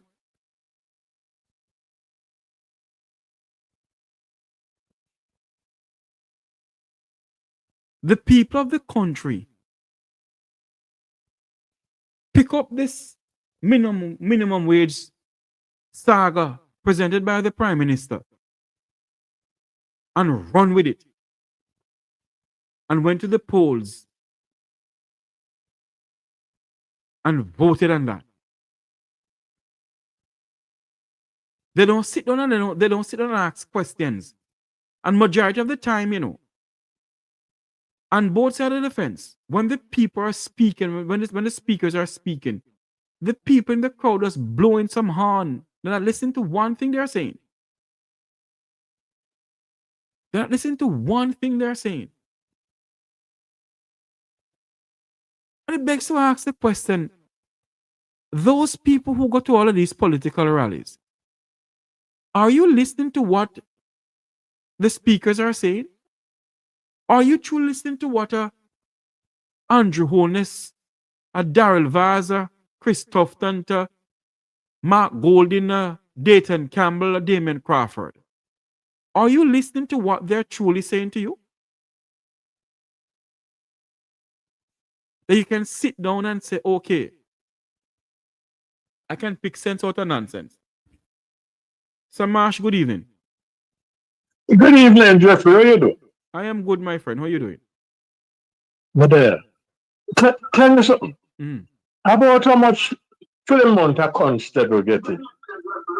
Turn off your TV in the background for me now, Marshall. Yeah, man. Just sorry about that. I should know better. But how much a month a constable get? I don't know, Marshall. You go check that out. And a nurse. Because 32, 64, $128,000 a month. That am I right or am I right? I guess, yeah, you're right, yes. I wonder how much a month the police get. But Marshy, hold on here. No go so high, Marshy. How much do you think they're gonna pay a lady who comes to clean your house and cook for you and everything? A helper. You think that they can afford to pay the helper $32,000 a week? Talk to me now, man. You see, because and Jeffrey, it's a over a period of time, and I can bet my bottom dollar when the money reach 32,000, it can't buy what the 16,000 buying now. But Marshy, listen to me good. Why didn't the Prime Minister in the beginning raise minimum wage to $18,000 a week? Why do we have to wait for a period of time? It's to show you that the Jamaica Chamber of Commerce, the private sector organization of Jamaica and others are saying that it is not financially feasible for him to do that. It can't work. It's a recipe for disaster, you know. Market sound good, you know, because people get money for their work, you know. But it can't happen. It can't. And guess what? We don't have journalists to ask any question, you know. Because some activists we have as journalists. You know, we are a jackass son nationwide, I said this morning. George Davis. You mean draws? Just call a spade. You mean draws? Yes. Yeah. I tell people, say the PNP a planned protest tomorrow when the Prime Minister was swearing. The PNP because them not satisfied. The PNP is not planning a protest. Some Jamaicans. I lie. I lie, the boy, I tell it. The boy just lie. But the PNP now have to plan not because Jeffrey the economy a collapse and the people are going to rebel sooner or later. Jeffrey, let me tell you, the PNP glad they don't win, you know. Listen to me. I am happy the PNP don't win either. You know why I'm happy? Because what is going to happen, the PNP would get the blame. All right. You think, and let me tell you something. You think the question when me the question when me ask right now, who them are going to put as Minister of Finance? It cannot be Bad Williams. Why not? Well, that's a double dose of feeling.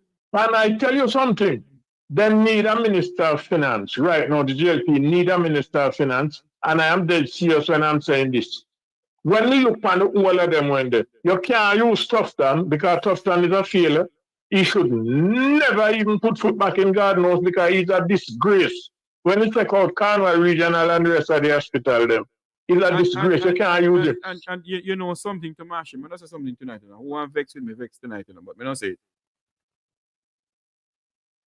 You see, if the People's National Party, in their speeches after speeches when they go around the country, hammer down these things, the Cornwall Regional Hospital, the 28 dead babies, the this, the that. They're not hammer it down. Hold on there. They have leverage. They have the CIA report. You hardly hear them speak about the CIA report that they have. They not talk about it. The CIA where them did burn down the Cleveland tide with what, 177? Dead people. Dead people, the CIA come and admit it, started the JLP and the CIA burn down the place and the PNP just let that and relax. The People's National Party. The PNP was joking. The People's But Jeffrey, I don't want to forget this. Yeah, I don't want to forget this point. You see, right now the JLP need a Minister of Finance. And you know my pick for the Minister of Finance right now in the JLP? I mean, not joke. You know what's that Desmond McKenzie? Who? And you know Desmond McKenzie. I think God in heaven. You this as man. Listen to me now. Answer me now. Answer me this question. Because I know I'll get you come this part. Tell me what worse Desmond McKenzie can do. What worse than Favor Williams Desmond McKenzie can do. Tell me. Well, what the Labour Party need to do, you know, is go back to Washington and. But no, you're not answering question, you know. You're not. What worse Desmond McKenzie can do? Listen to me. Desmond McKenzie in the departure lounge. You want Desmond? Me don't know what worse. Me don't know what worse him can do. Then, if not then, come we look on a man who know about finance. It better the Prime Minister take up the post himself because the Prime Minister take 2 taxi and become a billionaire. So he knows how to angle money. I think because the Prime Minister the Prime Minister name is not Dow, you know. Based on the Bible, the Prime Minister name is not Dow. What the Bible say about Dow? Check the commandment and tell me what the Bible says about Dow. Thou shalt not steal. Thou shalt not steal.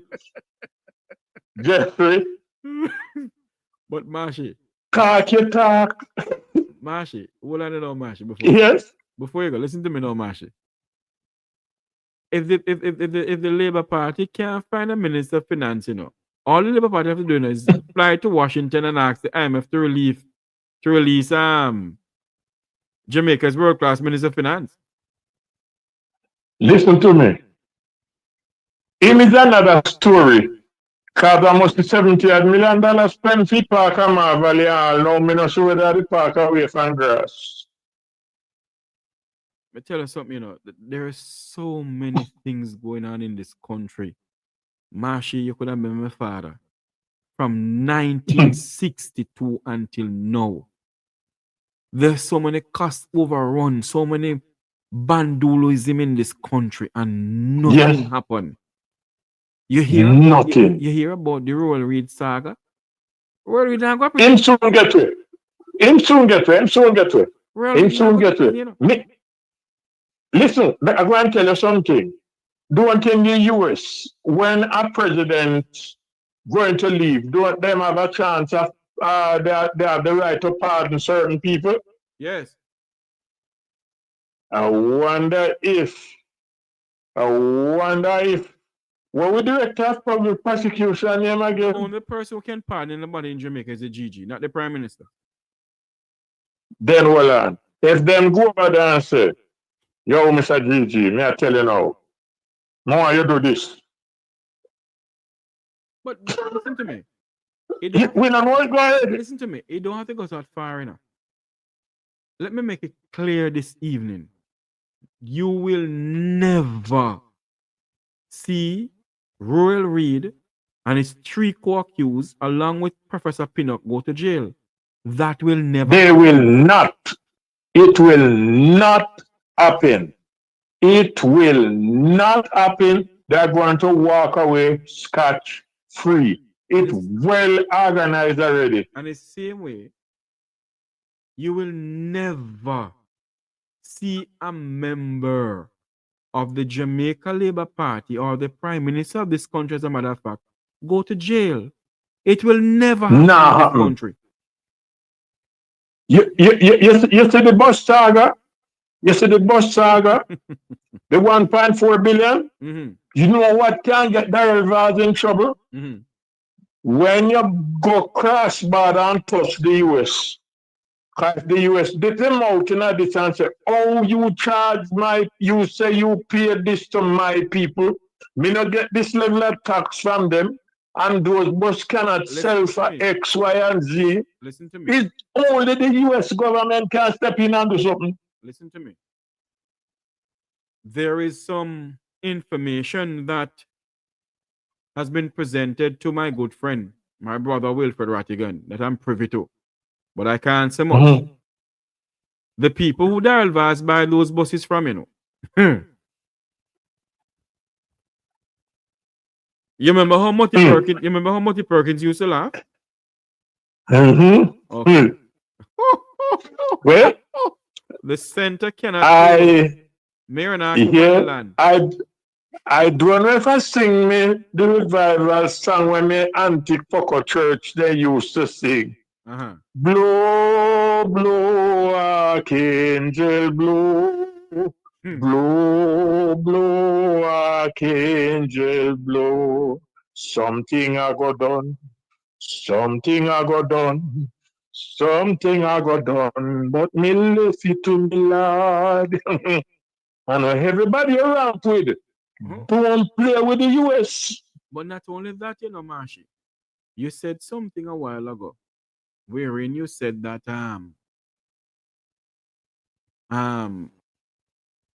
you're glad the JLP gone back in because of the PNP. Listen to me.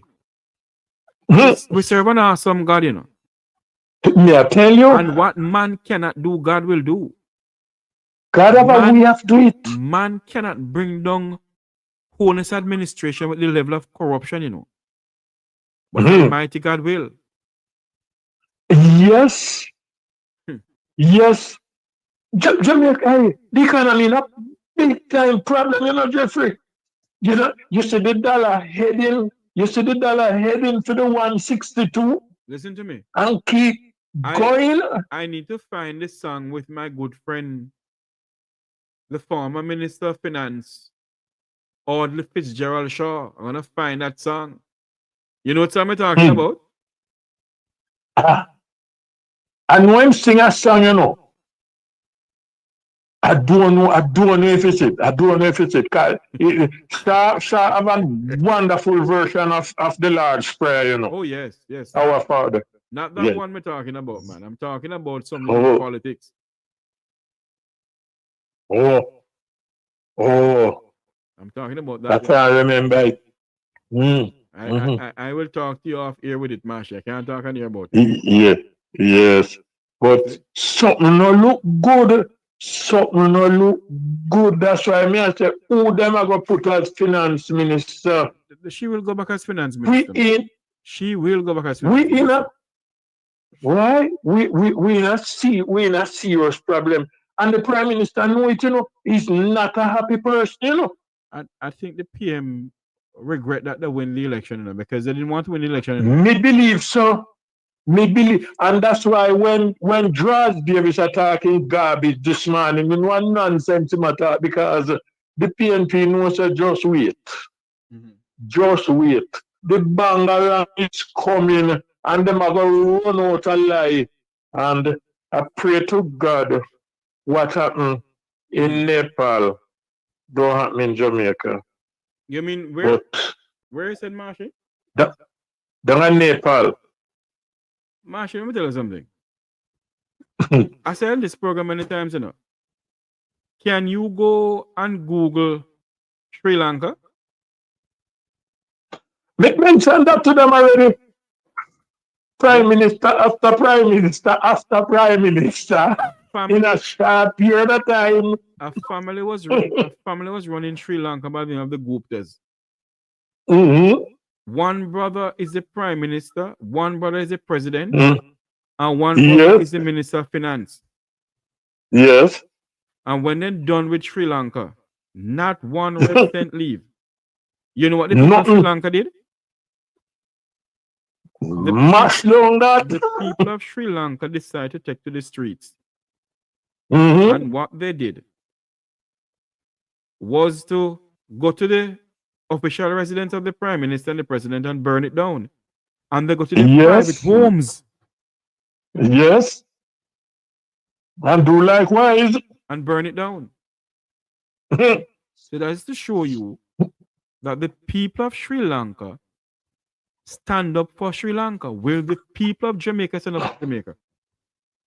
They have made Marshall have made a decision. And the decision they have made is to put in back the PM. So there's nothing more we can do. Well, Mr. Owens said the PNP were behaving like a dog. We run down vehicle. When they get it, them don't know what to do. I'm saying to the Prime Minister, for a long while, you keep teasing the dog. And you go and tease the dog, the dog will rush you.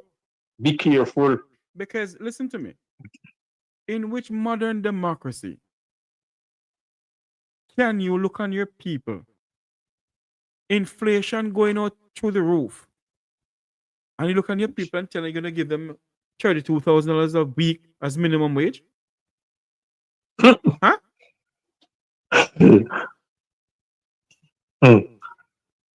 And I'm going to say something to you and leave. Very shortly, we're going to have a $10,000 note. Hello. Jamaica is running right behind Zimbabwe. Forget about Haiti. Haiti is a paradise. All right. Jamaica is running right behind Zimbabwe. Where the print Zimbabwe have a $1 trillion note. $1 trillion for a loaf of bread in Zimbabwe. Back in the days, I don't know about now. I haven't checked it now, but I know they're running. When Mugabe was in, that was the price for a loaf of bread in Zimbabwe. $1 trillion Zimbabwe dollars.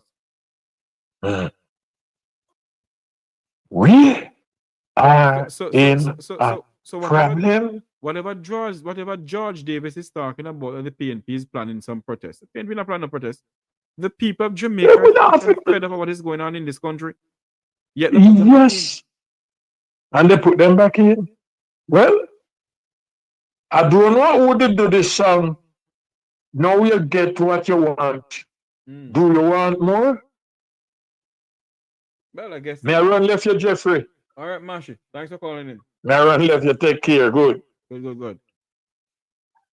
It is now 8:54. 7:54 in Jamaica. We're standing by to join the General Secretary of the Jamaica Progressive Party to speak to us about his $2 trillion agenda for Jamaica. The plan to pay off Jamaica's national debt in certain amount of days. The plan to boost Jamaica's military to secure the borders around the country. Well, they speak to them about that, how they're about doing that. They also speak about forgiveness of student loan, refund of NHT rather contributions, and refund to individuals who are earning more than $500,000 a month, or let's say $500,000 a month rather.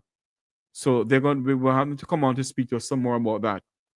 And other issues.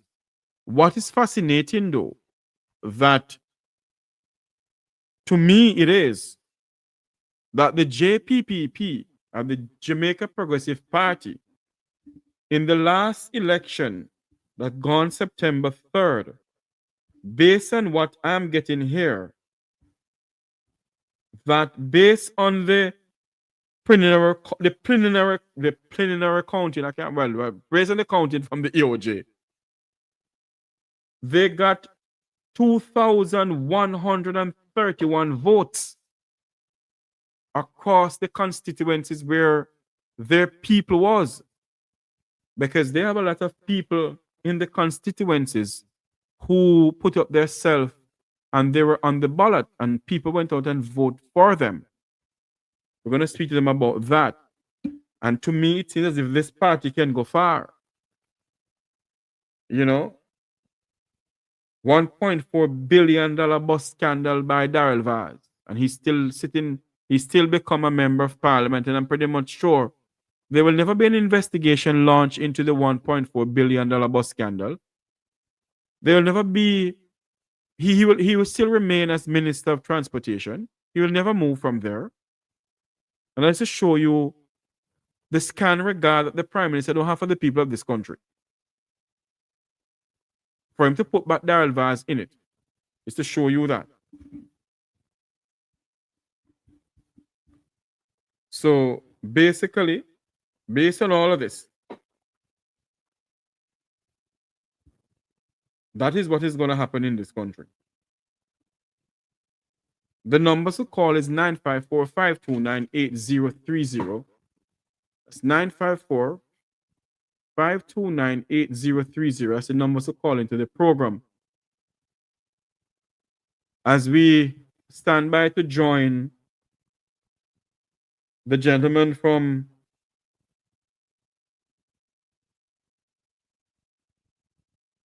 the Jamaica Progressive Party, who has a $2 trillion agenda for Jamaica.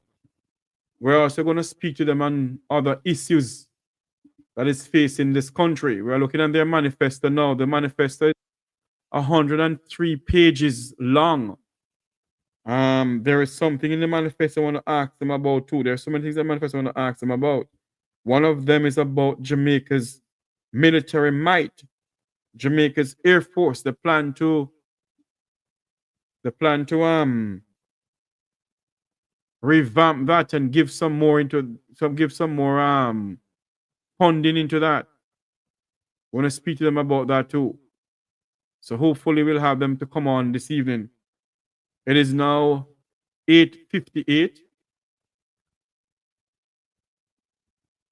Hold on there for me.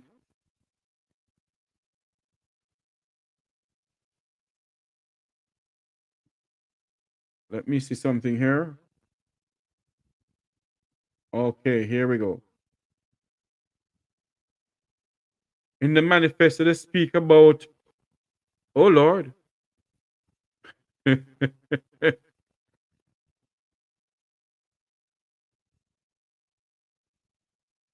plan to build a second military air base in St. Elizabeth. The plan to purchase 150 IFV, 100 APV, 100 helicopters, attack helicopters. The plan to buy, is it 10 submarine or 3 submarine, I was told, yes? So we need to speak to them about that also. The plan to buy 2 attack jets. The plan to do so many things for Jamaica. How they're going to fund this? They have a $2 trillion agenda to transform the country into a first world country, and to also have a $60 billion US in reserve over the next 50 years. That's what the plan that the JPPP have for Jamaica. And I think Mr. Rainford to the program, sir. Yes, thank you, Mr. Can we- Tavares. Good to be here. Yes, sir. Can we see a video of you, sir? Yes, you can see a video of me. Here you go. That's what I look like. Yeah, man. The people of Jamaica want to see you, sir. Because They know me. I was yes, but not always much people on the platform here know you, sir. Because the people of Jamaica know me. You remember I was in the government as a permanent secretary, both in the Ministry of Justice and the Ministry of Local Government. So under what administration, sir, may I ask? Pardon me? What administration was that, sir? Under both administrations, the PNP and the JLP. Okay. I started under the JLP at the Ministry of Justice, and I continued under the PNP under the Ministry of Justice. Then I was transferred to the Ministry of Local Government under the PNP. So you're a person who knows the in and out of Jamaica's political arena, sir? And also economic arena. Yes. Yes, so I know both. Tell us, okay, before we go any further, tell us who Reverend Robert Rainford is. Pastor Robert Rainford. Pastor Rainford is. Tell us who you are, sir. Yeah, Pastor Robert Rainford is a pastor in the United Church in Jamaica and the Cayman Islands. I have always been in the church. I tell people I was born in the church. I've always been, ever since I know myself, and I continue up to this day. I am a true Jamaican, really true Jamaican. Hold on for me, sir. Can you kind of pull back and let the camera look in your face? There you go. Better for us. That way, yes. Yes, I'm a true Jamaican, someone who loves my country and continue to work and sacrifice for my country. The political arena is, I believe, the final arena that I'd want to make a contribution to this nation. I believe that we really need to change the politics of this nation. We have 63 years, we've carried on with both the JLP and the PNP. And where we are today, I believe we could have been a lot further if both parties had really worked, for this nation.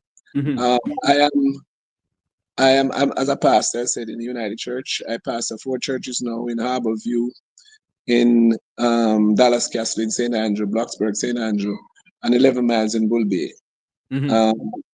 I retired. I'm retired from the public service. I retired in 2014.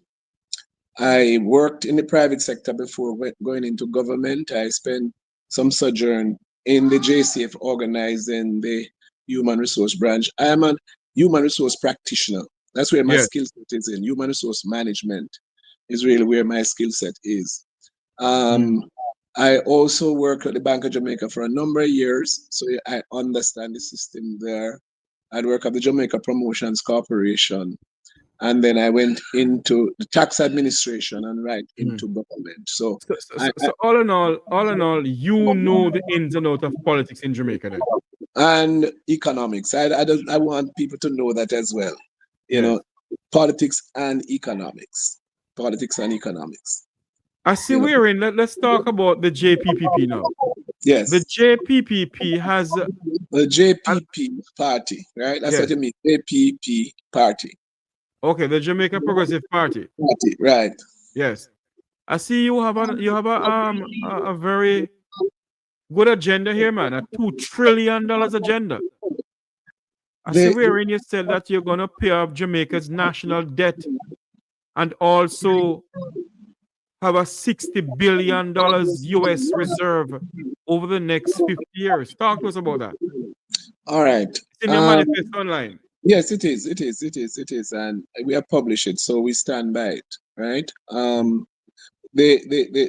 Jamaica needs that level of input if we're going to transform this nation, right? We have suffered, and we move a little bit in terms of debt servicing, because that destroyed us over the years, where majority of our earnings would go towards debt repayment, right? So we believe that if we can tackle that, if we can get that out of the way, then we'll be able to do the things to invest in our communities, invest in our nation, invest in our people, so that Jamaica can be transformed. It's well and good to say you're gonna invest in your ports and invest in your airports and so on, but you must invest in your people. And if you listen to us recently, one of the challenges that we're having is that jobs are being created and we can't find people to occupy those positions. And people need to recognize that the brain drain has affected us significantly over the years. I don't think we have studied it well enough. As an HR practitioner, I used to recruit people from the 4th and 5th tier, because the 1st to the 4th tier have gone overseas. And therefore, it is really, really very difficult for us. But what we really want in the Jamaica Progressive Party is to transform this nation. Not only to transform politics, but to transform economics as well.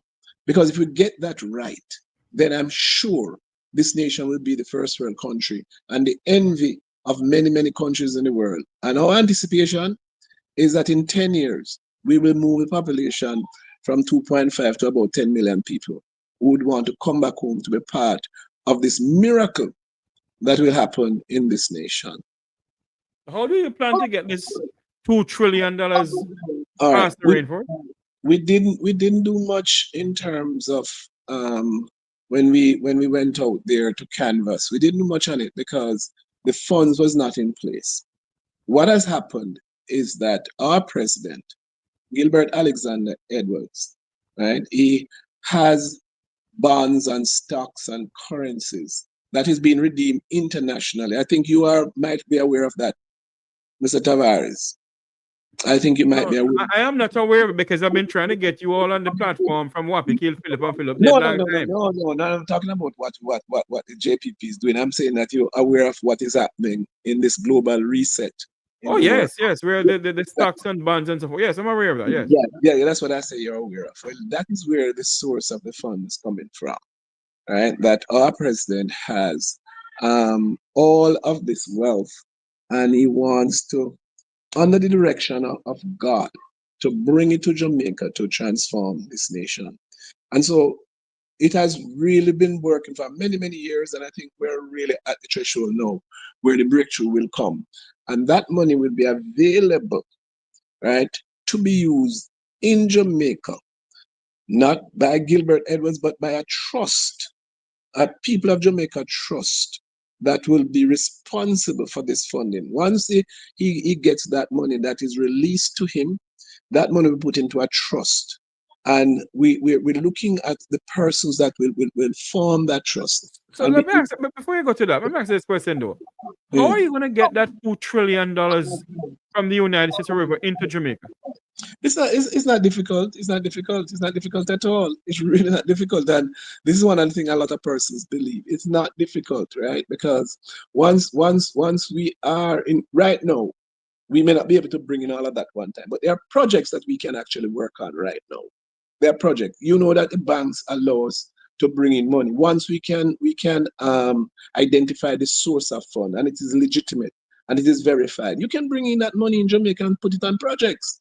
I'm not talking about the 2 trillion, but I'm saying that a sizable amount of money can be brought into Jamaica as we speak, so that we can use it to fund projects and so on. Right. So this thing about persons not able to move money and so on and so forth, that's not totally true. That's not totally true. Right. We can bring in the funds, so that we can. So do you think the Americans will allow you to transfer $2 trillion out of their country into Jamaica?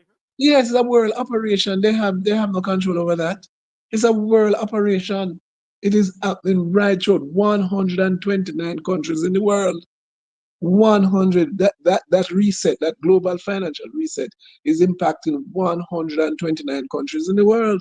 So it's not a thing where the United States can say it cannot happen. This is what is happening. The G7 countries have signed off on it already. They have signed off on it already. Right? So it is something that will happen, will move to on humanitarian ground right across the entire world. So it is happening. The US are no country at this stage will stand in the way because they have actually signed off on it already. All right, you said that $2 trillion is in stocks and bonds and everything. I want to bring it into Jamaica. Yeah. To Pardon put me? it into a trust fund. Yes. Talk to us about this trust fund then. All right. It's a People of Jamaica Trust, right? It's not anybody. It's the People of Jamaica Trust, right? And the people of Jamaica, just like how currently you have the consolidated fund, that everything from the government owns in terms of financial asset goes into the consolidated fund, right? Now, the money, if I, as in a ministry, say I was at the Ministry of Justice, and I like to do I set up my budget is approved, and for me to spend that money, I will now have to apply to the Ministry of Finance, and I also to get the, sorry about that. Sorry, sir, I'm not hearing you. I'm not hearing you. Sorry about that. You had a call that came into you? Yes. Could you just give me a Come minute, out and please? come back in. Yes, give me a minute, please. Come out and come back in. All right, any better now? Yes, much better. Go ahead for me now. All right, thank you. Sorry about that. Yes, I'm saying to you that just as how the present financial arrangement in government operates, we have the consolidated fund, and I have to know request from the Ministry of Finance through a warrant. What is it that I like to spend for the month? The ministry approves that, and then it is disbursed to me. The trust will operate in a similar fashion where the trustees, and we are finalizing the makeup of the trustees, right? And you now put a request into the trustees who will now release the money to the various projects in the country. And that's how it operates. We will still have the consolidated fund, right? So the money that will now move from the trust will go into the consult fund, and the same operation that we do now as a government will continue with all the checks and balances and so on and so forth. Will continue. It's just that this source that we have now will now be putting the money into that consolidated fund to be utilized by the country and to utilize for project, not for anybody whims and fancy. So Mr. Rainford, yes, you're saying to me that $2 trillion of the president, that's his personal money. Yes. That he decided to pump into his country, Jamaica. Yes. To pay off Jamaica's national debt. In how many days are you going to pay off the debt again? Pardon me? In how many days you plan to pay off the debt? We said in the first 90 days. The first 90 days to pay off Jamaica's national debt. Yes. All right. And you said that all of this money belongs to one individual. Yes. And he decided to pump it into Jamaica to clear up Jamaica's debt and to help Jamaica both in health and everything. Yes. My question though. Under the guidance, I just want to make a qualification. He was directed by God himself to do this for Jamaica. I really need to put that in. Yes, continue now, so you can ask the question now. I really need to. He was directed by Almighty God to do that for Jamaica. Right. Oh. May I ask this question though? Yes. What sort of business was the president in before he decided to pump money into stocks and bonds and so forth? Okay. He was ultrasound technology. That's what he did. I think he had a practice, an ultrasound practice, and imaging and so on. So it was more the what do you call the medical, that type of field, in the medical field.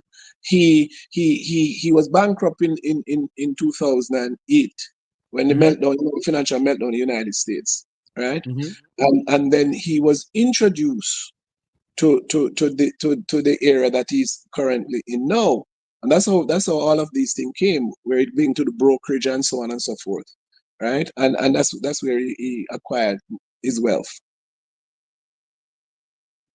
So that's where he acquired all his wealth, and it accumulated over $2 trillion. No, man, it accruing to much more, much more than that.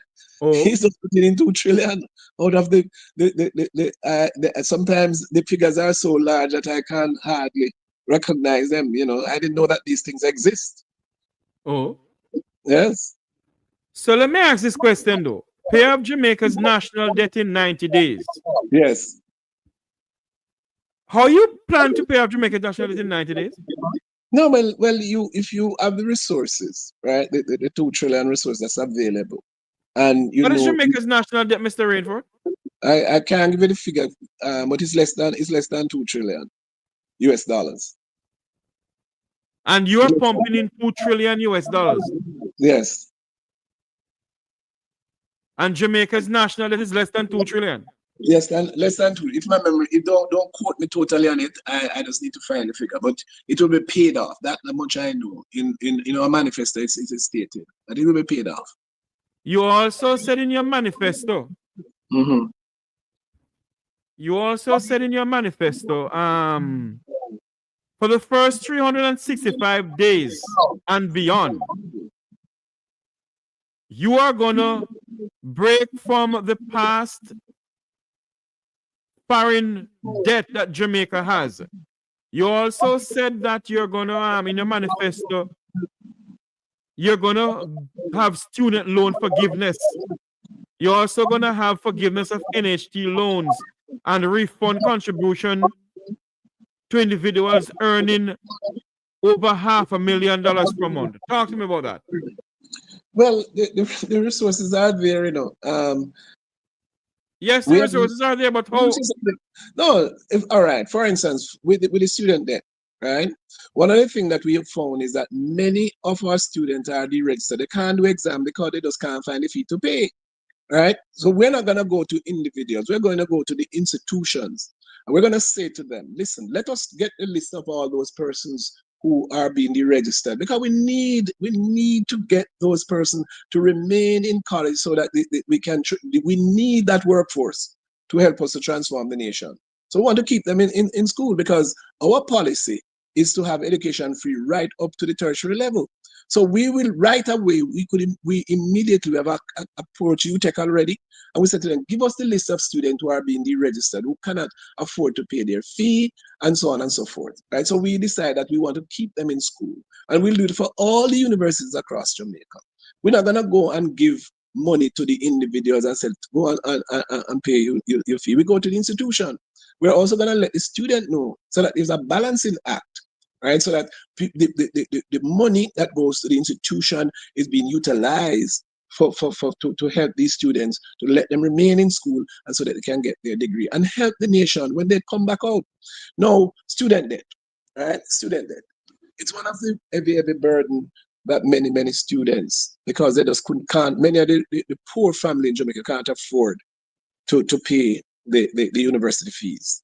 And so what we're saying is that we're going to pay off those fees, all of those debt that you have, we're going to pay, so that when the student leaves college and come out into the workforce, they will have all of that resources available to them to build their life and the life of their families. Because a lot of them, when they come out from university, the first call on their money is to pay the student loan, and it's a heavy burden. Let me give you one example. Let me just give you one example. Years ago, a young lady went into natural science, wants to do medicine, but it's difficult to get into medicine at first, right? So she went into natural science, and she got to get student loan. She came out of a one-room house in Spanish Town, and she was successful in her exams, and she got into university. So she had to go into natural science before she went over to medicine. When she got into medicine, the student loan bureaus told her that she would have to pay off the money that she borrowed to go into nat science before she can be given a loan to go into the medical faculty. She came to me because I knew of her situation. And I went and spoke to the head of student loan and said, listen, she just cannot afford it. We need to make sure that the student go on in medicine. Right? And I spoke to the head of student loan, and the head went to the board, and the board agreed She told me after she had graduated that, Mr. Rainford, what you have done is for so many people who have come behind me, who can now do medicine, who couldn't do it because of the policy that go on there and so on and so forth. We need to help our students to graduate, to build this nation. I told you earlier, Mr. Tavares, that we have lost, the brain drain has impacted us negatively in this nation. And if we really want to build this nation, we've got to get these students into university, get their degree, train them, and so we can have a workforce that will be able to help us to do the things that we want to do in our manifesto. It can be done. It can be done. Let me say, hold on for me, Mr. Rainford. Let me say something here on this platform here. The Mek Wi Talk program, there are not any content. We have contents to speak about. It is all over in the newspaper. Obviously, many of you on this platform here don't read the Jamaica Gleaner.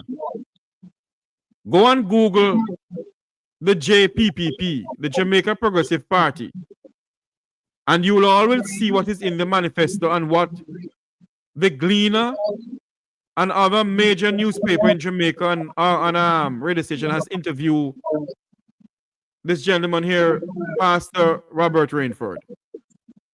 And that is why I decided to bring on the platform this evening, because we need to know things. For far too long, and I am not campaigning for anybody, for far too long, Jamaica has two political parties. And majority of us will say the two political parties no different from each other. Some will say nothing goes up. I must stop saying that. Why is it that we don't like changes in this country? This is a new party. The UIC came along. And the UIC hasn't had so much candidates like the PP, the Jamaica Progressive Party. How many candidates did you have, sir? 43. Talk to us about that. Then I'll go back to that. Talk to us about that, please. All right.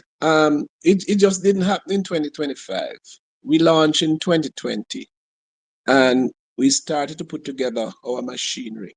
We wanted to go into the 2020 election, but because of certain situation, and majority of it was the fact that there's a security issue that we had to deal with, and we felt we weren't comfortable at that time, with the personal security for candidates. And the other thing is that the funds was not available at that time. Those are the two things.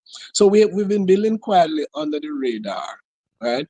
A lot of persons have caught the vision. A lot of persons want to see the transformation of Jamaica.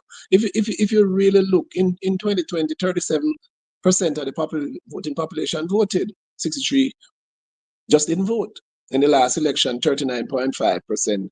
Over 60% of the persons have been turned off from the political process. Okay, so we feel we have a captive audience. All right. So what has happened, right, is that we have built up. We were at stage we had 60 candidates.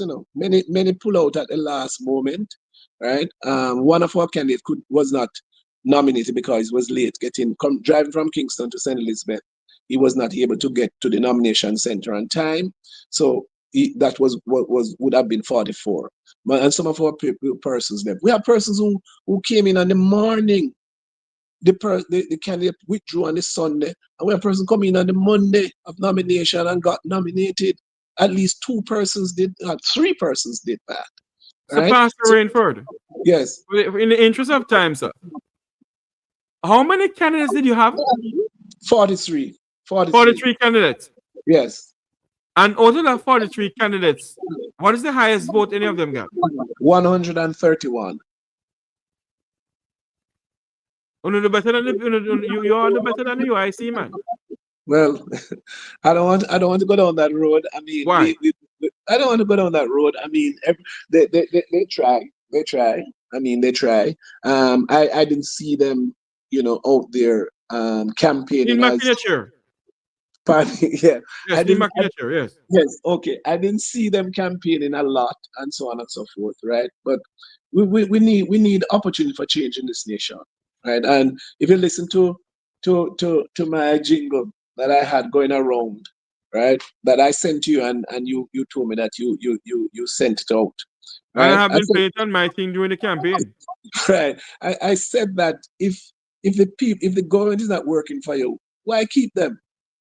Right? And I said also if we know what the other party has done for us have not done, why do we want to recycle them? You understand? I want to So ask you a question though. yes. People may say I'm all over the place. I want to ask you a question. And I'm going to be honest with you, when I saw this in your manifesto, I laughed. Now tell me something now. Is Jamaica at war with some people? You plan to buy 100 attack helicopters?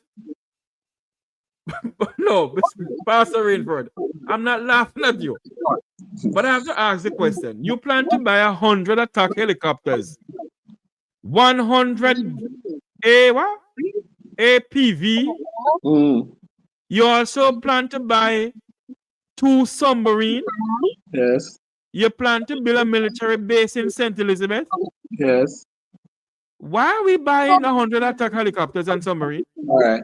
In I don't remember which year in the 80s, Prime Minister Edward Seaga said that we should have a surface-to-air missile base at the University of the West Indies. And we laughed him to scorn. We laughed Edward Seaga to scorn. What him talking about? A surface-to-air missile base at the University of the West Indies? And we laugh him to scorn. Our borders is porous, we're an island. Our borders is porous, we're an island. Right? You can a lot of things go on. You Mr. Tavares, you may know many things go on in the name of the fishing industry and so on and Yes, so forth. and that is why I see where you say you're gonna have a Jamaica Air Defense Force in Vernon Fields in Clarendon. Clarendon, yes. Many things go on because of our porous border. We are an island, right? No, we have oil. Oh, I go to Ireland. You see what happened? You see what is happening in Guyana? When Guyana found oil and Venezuela want to come and fight them for it. Right? So who don't fight if we find oil in this country, we're gonna fight it for the oil. Listen, that we're gonna plan to buy 100 attack helicopters and F-16 and all kind of 16. When this nation is begin to flourish, there are some people that do not want us to flourish. As a nation, we must be subservient to them. We must take precaution. We cannot when it comes upon us like a surprise. If we knew, no, we've got to recognize Jamaica. Listen, Jamaica, even with our poor economic status, right? People still see Jamaica as a light in the world. Think about it. It was Jamaica that led the charge against apartheid in South Africa. Let us not forget that. Little Jamaica that stood is up. true, yes. But go back to the 100 attack helicopters. I'm building up. Just give me a chance. I'm building up. Now, if little Jamaica, right, could do that with all the challenge that we had with our economic standing and so on and so forth. Now, when we now have the resources to build this nation the way we want to build it, there are persons who don't want Jamaica to flourish, right? There are some people who want us to transfer, they want us to change our buggery law. There are people who want that. They're pressing us. I was at the forefront when I was at the Ministry of Justice. That person came and we were getting, it was tied to aid for justice reform. And I stood up against it. And my minister backed me. I stood up against it. So I'm saying that we now begin to get these resources and our people begin to strive. We got to protect ourselves. And as I say, we're open, we're an island. So therefore, we've got to protect what we have and protect our people. There's nothing wrong with that. You see, we're thinking about the Jamaica of old, where nobody don't want to trouble Jamaica. Everybody know Jamaica is no threat to anybody. Nobody want to trouble Jamaica. But when we look at it, our policy is not only for Jamaica. We want to go beyond the Caribbean. We want to think about what is happening in Haiti. How can we help our brothers and sisters in Haiti? You think people are gonna just sit down and play dead? What's happening to the other Caribbean islands? We just don't want to just turn everything for Jamaica and being selfish. We want the Caribbean people to flourish. And we begin to do that, Brother Jeffrey. You can see the threat that will want to be coming our way. We've got to stand up. We've got to stand up. Something that I, in my personal and private life, wondered, what is it that the Chinese see about Jamaica that they want so much from us? I'm still not there with 100%, but I am told that But Pastor Rainford, with all due respect to you, sir, you're drifting away from the 100 attack helicopters that we're talking about. No, I'm not drifting away from it. I'm saying that we need to protect. We need to protect ourselves. Protect what? What do you mean what? When we begin to find the oil that we have here, when we begin to flourish as a nation, you know, when we pay off our debt and things begin to happen, when we begin to pay our public servant a livable wage and so on and so forth, when our people can go to university free and elevate themselves and so on, why you don't think we need to protect that? Why you don't think we need to protect that? Brother Jeffrey, hold on. You're saying to me, hold on, Pastor Rainford. Yes. You're saying to me that we are gonna buy your manifesto, the JPPP, is planning to buy. Let me go back to this thing here. Yes. 100 attack helicopters. Mm-hmm. All right. And 25 military jet. Yes. Now tell me something now. Who is gonna service those jet and those helicopters? And hold on. You're saying that you want to protect people who have their degrees and all sort of thing. All Jamaican people want to protect. All Jamaican people. So hold on, let me ask a question. So those who have their degrees, you plan to buy helicopters to protect them? No, I'm to protect the Jamaican people. We're lifting the standard. We're investing in the people of Jamaica. We're lifting the standard of our people.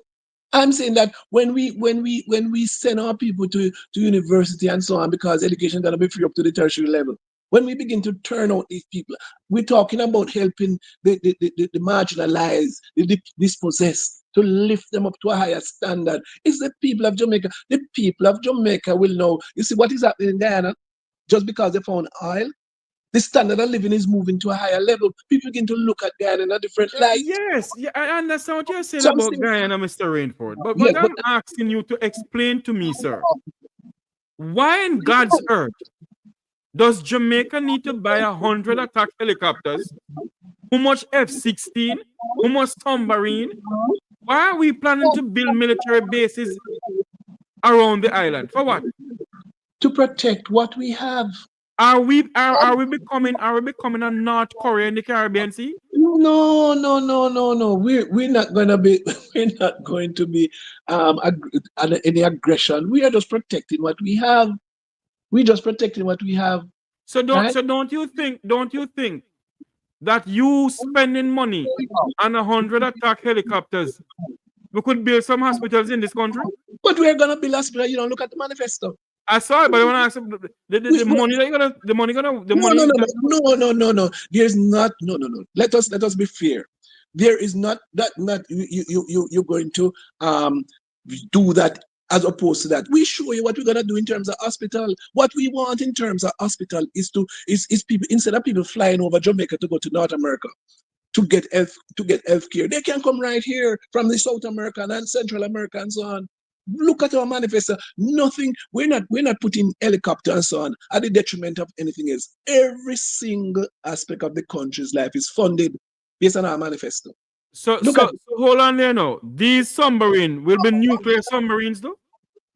Pardon me? These submarines that you intend to buy, will it be the nuclear submarines? I cannot speak to that definitively. Why? I cannot speak to that definitively. Because I cannot speak to that definitively. Right, because in the final thing that we put there, right, we have somebody, an expert in that area. That's not my area of expertise. So when can we get the minister of the person of defense to come on the program here? We let us talk and we can organize the person to come.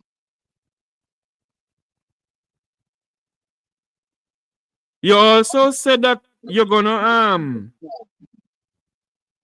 we're all over the place this evening. You also said that you're gonna call a parliamentary vote for a national referendum for a new constitution focused on education, health, family, and public safety. I think the public safety comes under the 100 attack helicopters and so forth. Among other things. So what you plan to do for the JCF? What you plan to do for the JCF? You go back and look and see what we plan for. No, but I see, man. But talk to me about it because people want to hear.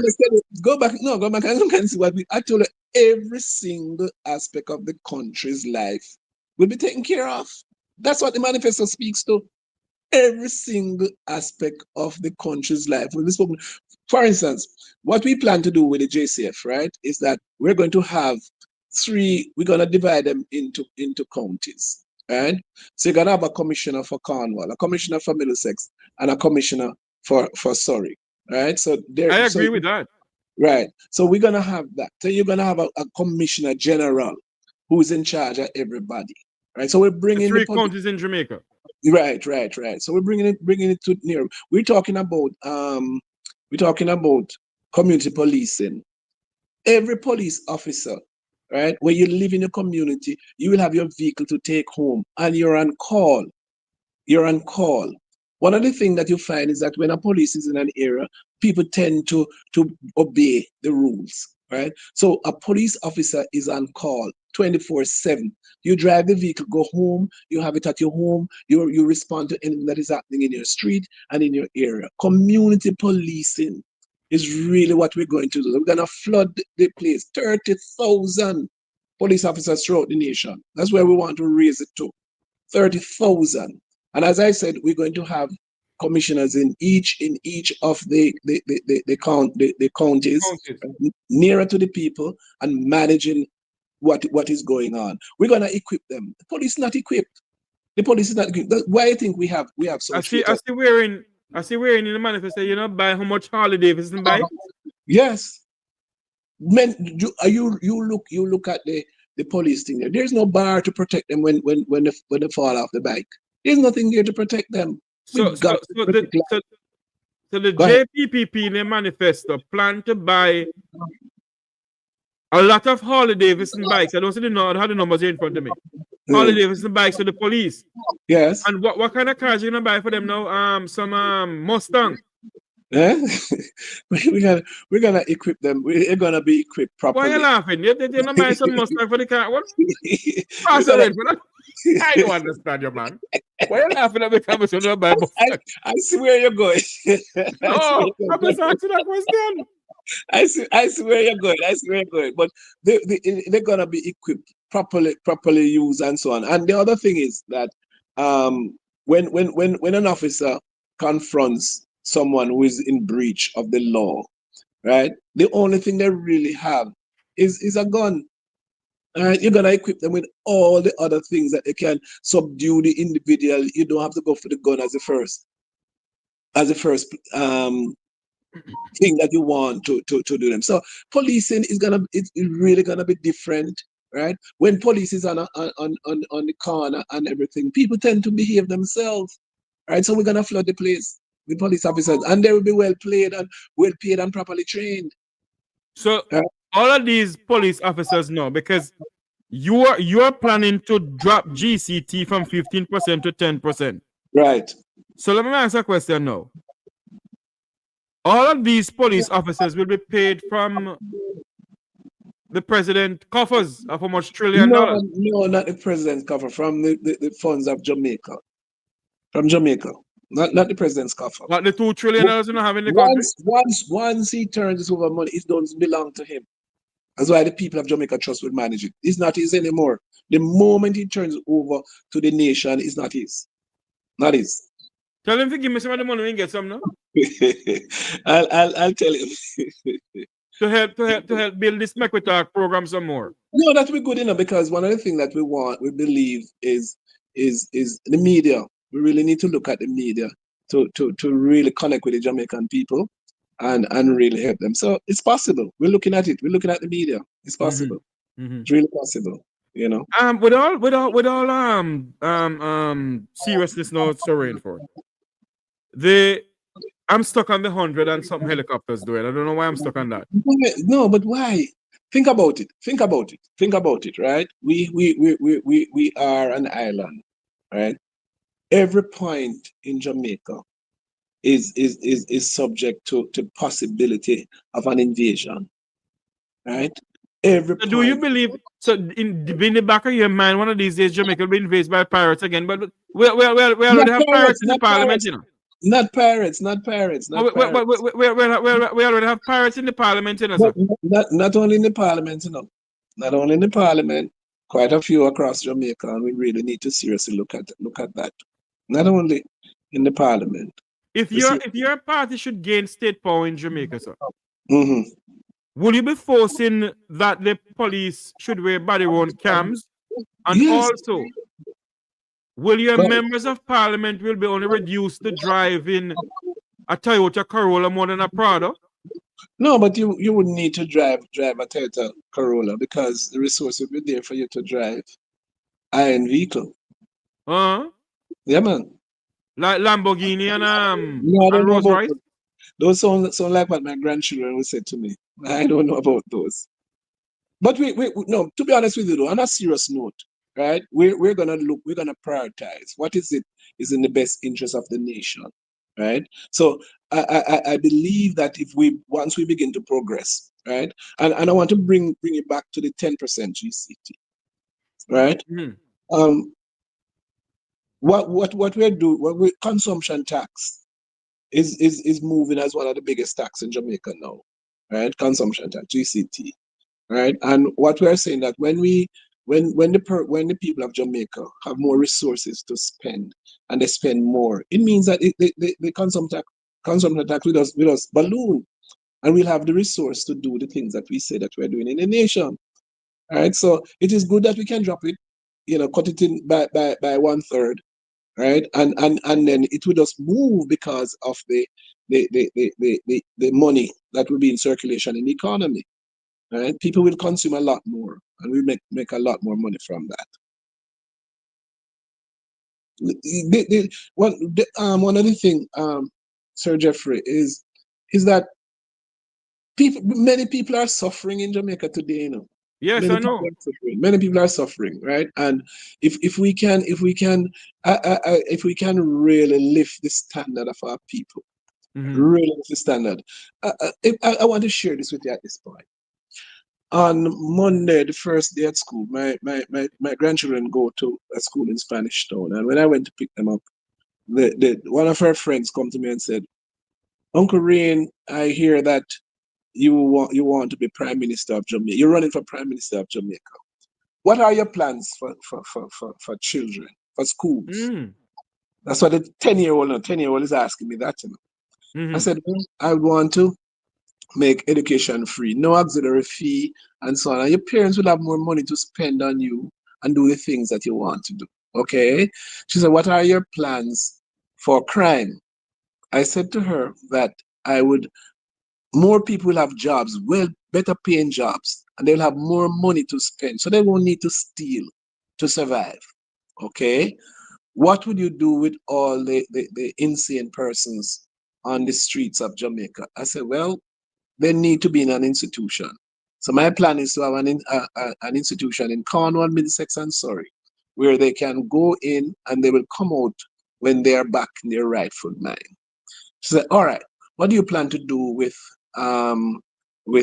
garbage? And she really touched a point with me. Jamaica is just too dirty.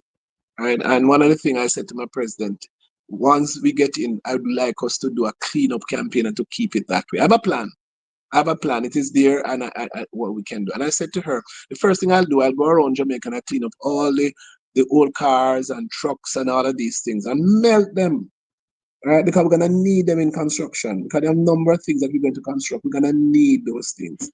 And she said, all right, I'll vote for you then. The 10-year-old said to me, I'll vote for you then, right? Yes. The thing is that we can do a lot more than we're doing now. You know something, even with the little that we have now, things could be better in this nation, in this country. I'm telling you that. As I say, I was in there. I was in the political arena, not the political, but I was in government. I know what it is, right? And I know about the economics. We can do a lot better with what we have, right? So Rainford, yes. Some people are saying why you can't look in the camera. Oh, okay. You know Jamaican people turn already. Okay, let me So look. you must look in the camera and speak to the people in the camera, man. You must look all over the place. All right. Well, okay, I know in the manifesto speak about housing, but talk to us about housing for poor people in this country. Because there's a lady in the chat room from St. Elizabeth, you know, Miss Daphne, who had her house destroyed by Hurricane Beryl. And until now, she can't get no help. Yes. This program here tried to assist her. I assist a lady in St. Elizabeth who her house was damaged by Hurricane Beryl also. We help her to get to Black Height and so forth. Now she needs zinc and other stuff. But the Mek Wi Talk program can't help anymore because we don't have $2 trillion like you. All right. So, you know, talk to us about housing in Jamaica, though. What is the plan for housing? Talk to us about that. All right. Let me look straight in the camera so they can see my eyes. They can see my eyes. All right. For too long, you know, we have not done as we should for housing, and I'm appalled. I'm saddened by how we have treated the poor in this country. Right? The type of houses that we build for poor people.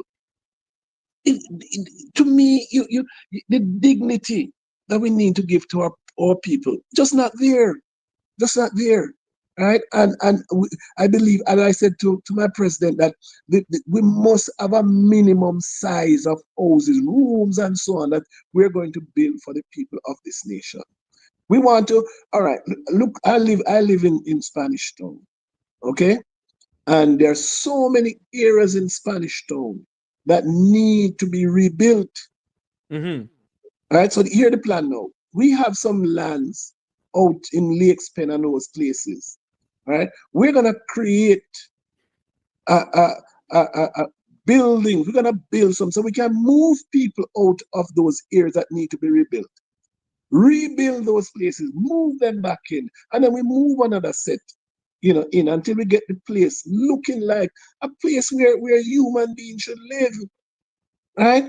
I mean, we have plans to build a city, a new city, right? On going down to on the Old Harbor side, down that side. We're gonna build a city, a new city, all-inclusive city where everything is operating and so on. We live in like we live in moving from the third world status into a first world status, right? We're gonna help. There are many peoples with land that when you look at the condition of their homes, right? And that's what NHT should be doing, not to be making profit so the government of the day can profit from NHT money to do whatever they want to do. It's to lift this up. I pay NHT. So many other persons pay NHT, make NHT contribution. That's what it should be used for, to help the people of Jamaica. So you have land. Let us see how we can help you. Right? One of the things with mortgage in this nation, right? Why is it that mortgage has to be 15 and 20 years? Why it can't go to the next generation? Why is it that if I can only afford to pay $10,000 a month for my mortgage, why don't you make sure that that mortgage will remain at $10,000 until my children and grandchildren and another person can do it? Why it have to be cut off when I retire? No. This is what we need to look at. We need to come so that the affordability of housing for people in this nation should be of such where we work with their situation and help them to live in a decent place for the rest of their life. So we're looking to rebuild those inner cities. Right? We're really looking to rebuild that. And as I said, the plan is to build a place where they can be moved into, and then rebuild where they are, and then they can move back in there. And we keep doing that until we're able to get what is it that we really need in this nation for the dignity of our people, man. For the dignity of our people. So you plan to build housing all over Jamaica for the people of this country? All over Jamaica. All over Jamaica. All over Jamaica. One other thing too, we have to make sure that we say this, right? We're gonna identify agriculture is gonna be a big part of our push, right? So we just don't want to just take agricultural land and build houses. We want to the term is slipping me right now. But what we want to do is to earmark, this is for agriculture, this is for housing, right? And therefore we make sure that we don't move the agricultural land into housing, and then we find we can't feed our people, right? So we want to make sure that we identify areas in the country. This is for housing and this is for agriculture. It's very, very important. I hope, because this administration led by Desmond Jeffrey behave herself, led by Desmond McKenzie, said that when they build the indigent houses, it don't belong to the people, it belongs to the government. So my question to you though, when you build all of these houses across Jamaica, it belongs to the Jamaican people? Belong to the people. That's what I'm saying, that's what I'm saying, that, okay, you're going to get a mortgage. Say, for instance, let me use myself, okay? I have children, I have grandchildren, okay? I am working and I can only afford to pay $10,000 a month for my mortgage. It will take me 50 years. Just using, I'm not saying that will happen. I'm just saying using an example.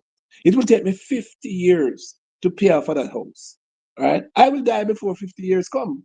So my children must inherit that and carry on until it is paid off. It don't belong to the government. No, it belongs to the individual. That's what we're gonna do.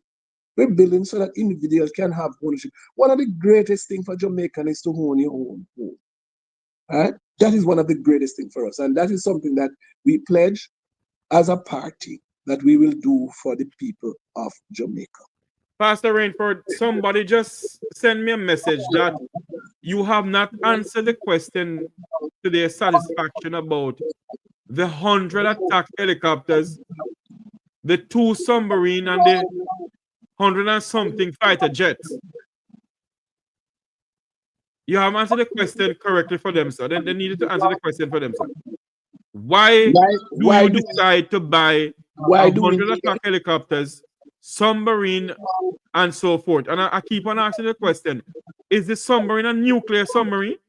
And I said to you that I will have to get the technical person to answer that. I couldn't answer that. Okay? Okay. That's what I said. But I'm saying to you, one of the difficulties that we have currently in Jamaica, right, is the matter of the fishing industry and the challenge that we have. We are a transshipment port for drugs, in Jamaica. Let us not beat around the bush. That happens, right? And therefore, to protect our waters, right, to protect our waters and to protect us from these activities, we're gonna have those out there to patrol our waters. Nothing is wrong with that.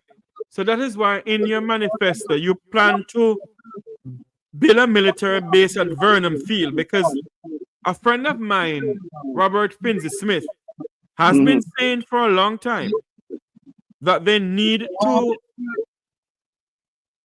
refurbish Vernon Field. Either ask the Americans to fund it, or the Jamaican government fund it, put a military base at Vernon Field with some Apache helicopters, but not attack helicopters, sir. No, but what I'm saying is, sometimes the best method of defense is attack. People know that you have that available. They're not going to want to attack you. So do you believe that the Americans will allow Jamaica to buy 100 attack helicopters? I think, listen, let me just say something to you. When we formed the party... Lean back in your chair, sir. Let me lean back. Let me lean back, yes. When we formed the party in 2020, I spent 3 hours speaking to the U.S. ambassador to Jamaica. When my president came home, we went back up there for 3 more hours to speak to the U.S. ambassador and his team in Jamaica, right? One other thing we told them, right? One other thing we told them, that what we can help you, right, the United States, is your relationship to the African continent, because we are going to rebuild that relationship to the African continent. They ask us about the Chinese. What will we do with the Chinese? Right? Because they feel that Jamaica is just opening to the Chinese and so on. Right? One of the things that we said that no foreigner, and we mean it, no foreigner should be able to, the land of Jamaica should be owned by Jamaican here and abroad. Right? It belongs to us. This is our birthright. And so we're going to stand on that. So persons who have come and have acquired our land, right? We will now pay them back. We're not going to nationalize. We're going to pay them back, right, for it, so that it can come back into the people of Jamaica, belong to us. America, based on the discussion we have had with the ambassador, they believe that we are up the right street. I don't believe that they will have a problem with us as long as we are using for defense purposes, not for attacking anybody, but for defense purposes, to protect this little piece of rock that we call Jamaica. That's what we want it for, to protect us. Because once we begin to move in the direction that JPP is taking this nation, persons may want to come and do things. We don't know. I said, go back to Guyana and Venezuela. When Guyana found oil, Venezuela sent a plane and all those things against Guyana. I'm just saying that Jamaica begin to move in that direction. We become a prime target for persons who want to do things. So we have to defend ourselves. We have to defend ourselves. We can't just leave ourselves. Okay. Those attack helicopters and submarine and F-16 and F this and F that, how are they going to be maintained and by whom? But we will have our team. We'll be employing our team. Initially, we will get support, international support, and we are paying. We're not begging people to come and do it. We're paying for it because we have the resources to do so, right? And then we are upgrading the skills of our persons here so that they can carry out those activities. After a while, we are upgrading our people to do the things. Listen, everywhere you go in the world, the Jamaicans are doing very well in all the fields, Everywhere in the world, Jamaicans are doing well. If we can invest in our people, then we'll be able to invest, and our people will be able to do these things for us. But initially, we have to buy the services from overseas, and money will not be an issue for us to buy it. Okay, my other question to you now is this. When the next election is called and all your candidates are put in the 63 constituencies in this country, and let's say your party win the election, what is your plans for corrupt politicians in this country? What is your plans for people who take away $1.4 billion of taxpayers' money, go buy some old dilapidated school bus from the United States? Are you planning to investigate and lock up who to be locked up? My thing is that we must seek after the truth.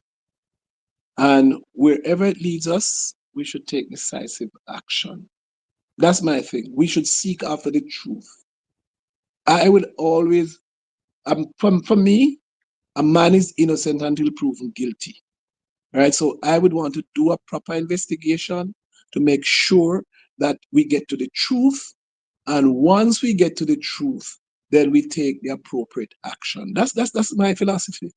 As a political party, sir, have you launched an investigation on your own about the $1.4 billion bus scandal in this country? No, we have not. We have spent the last couple of days after the election just doing our internal examination of what transpired and planning our way forward. So that's what we have to focus on. We really have turned the searchlight on the inside, and we're looking. We have not gone out yet. What we will be doing, I can tell you this, what we'll be doing is that we'll be identifying the spokesperson for the various areas that we have in this nation. And these persons will be charged with responsibility to investigate and to make statements on every single area. So that's what we're doing now. We're restructuring and we're preparing ourselves to go forward. My good friend, retired FBI agent Wilfred Rattigan, who is from Waterhouse, he knows how to eat tin mackerel and dumpling with butter. He's a very humble man. You know, have you eaten tin mackerel, Sir Rainford? Well, if you know my history, They call it shake out. I went to primary school barefooted. Yes. So Mr. Rattigan has done an investigation along with others than myself here about the $1.4 billion bus scandal in this country. And why I'm debating on that, Mr. Rainford. Jamaicans have never seen a politician in this country go to prison apart from Jack Smith. Right. And why I'm asking this question, your party is vying to represent Jamaica, to make sure the Jamaican people have a better way of life and a better way of living. Correct. Your plan to ramp out corruption and nepotism and cronyism in this country. And why I ask you the question, if you investigate, is your party and your president, who's ever become prime minister or president, are they prepared to send who must go prison for taxpayers' money wear short pants in this country? Not give me no highfalutin answer, no political answer. No. Yes, I know, sir. I'm not giving any highfalutin answer. I'm just calling it in a context that I want to put it. Right? As a permanent secretary, I took seriously my responsibility to manage the resources that was entrusted to me in a way that benefits the Jamaican people. Because I am a taxpayer. I'm a taxpayer. I've always said it. I am a taxpayer. And I will do whatever it takes to ensure, right, that we, the taxpayer, is not shafted and we do the best. If we investigate and we find that people are culpable, they must suffer the consequence of their action. That's me. That's where I am. That's where I am. As I said, people must be given due proper investigation must be done. And when we find the conclusion, let the chips fall where they may. That's where I'm at. That's where I'm at. Are you prepared to investigate some permanent secretaries too? Everybody.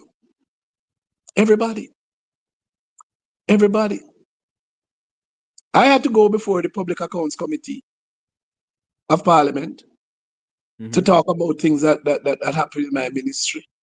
I had to stand up and face consequence. Things happen even before I got there, and I had to go and face it. But I face it squarely. I didn't back off. I come and I face it, and I present the facts as they are, right? And people, I guess, let the people be the judge. Let the people be the judge, right? I stood my ground, and I deal with it. I deal with the situation as is, right?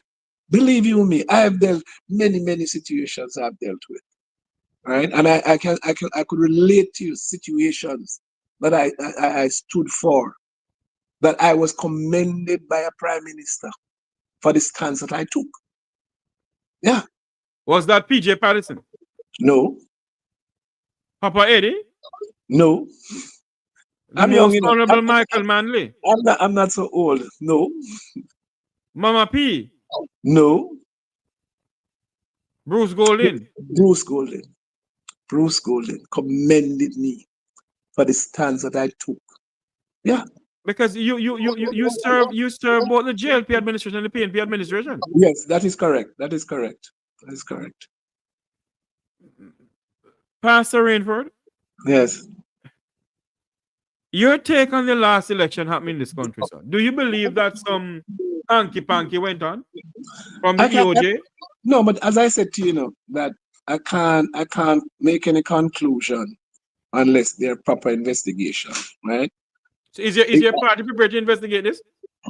Well, we'd want to know that people, the choice that people make is what they get. I don't want anybody to come and if the people of Jamaica make their choice. But one of the things, that we have to be conscious of, over the years we have had minority governments, minority parliament, because we don't have 50%. You realize that? Yes, but Mr. Rainford, majority of Jamaicans are saying that this election wasn't fair, sir. And whatever cafe and international observers may say, the Jamaican people, some have spoken yes, and some are saying that the election wasn't fair. My question to you tonight, sir, your party and yourself is vying to represent the people of this country. Yes. To be leading this country. Is your party prepared to launch an investigation in the September 3rd election, sir? Yes or no?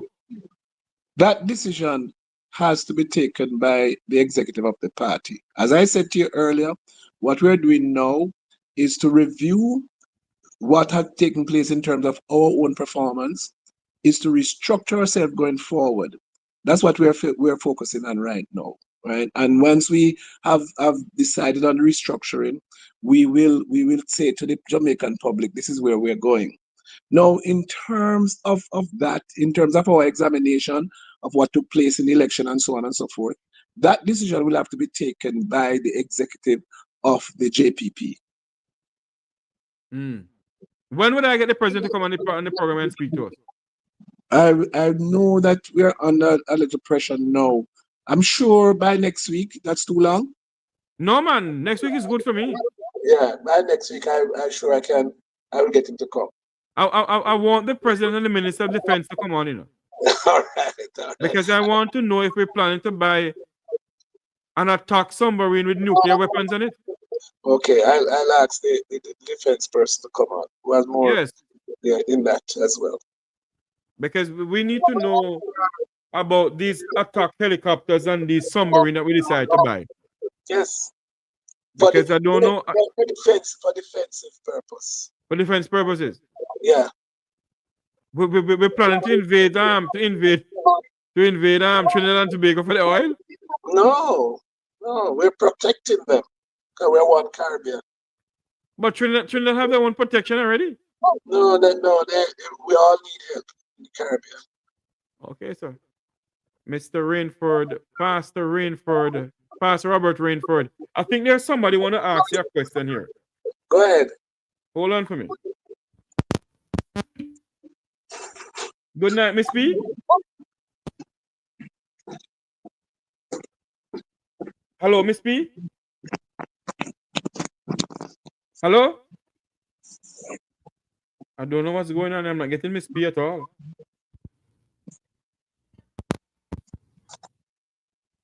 Hello, good night. Oh, hold on there for me. Oh, Lord. I don't know Hello? what's going on here. Hello? Hello? Yes, I'm Miss B, hearing go you. ahead now. Go ahead. Good night, Mr. What name? Pastor Rainford. Pastor Rainford, Miss B. Pastor Rainford. Good night. Yes, Miss B. Good night. Yes, I have a question. Go ahead. All right. Yes, seeing the dilemma, I'm a Jamaican, born and bred. Seeing the dilemma and the atrocity that is happening in our country to our people. And with your plan and your president plan, do you ever meet with Mr. Mark Golden and the PNP party? Have you seen that way that you could say, all right, being as what's going on, we want to get rid of this gentleman, but we want to get rid of it. Did you see any time could I sit with Mr. Mark Golden and you merge? You go to him with your plan and you come together as a party or a part of the party to help to defend the country. Then further on you can go. You could go other ways. Instead of have a next party right now, nothing is wrong with third party, But third party in Jamaica is a hard fight.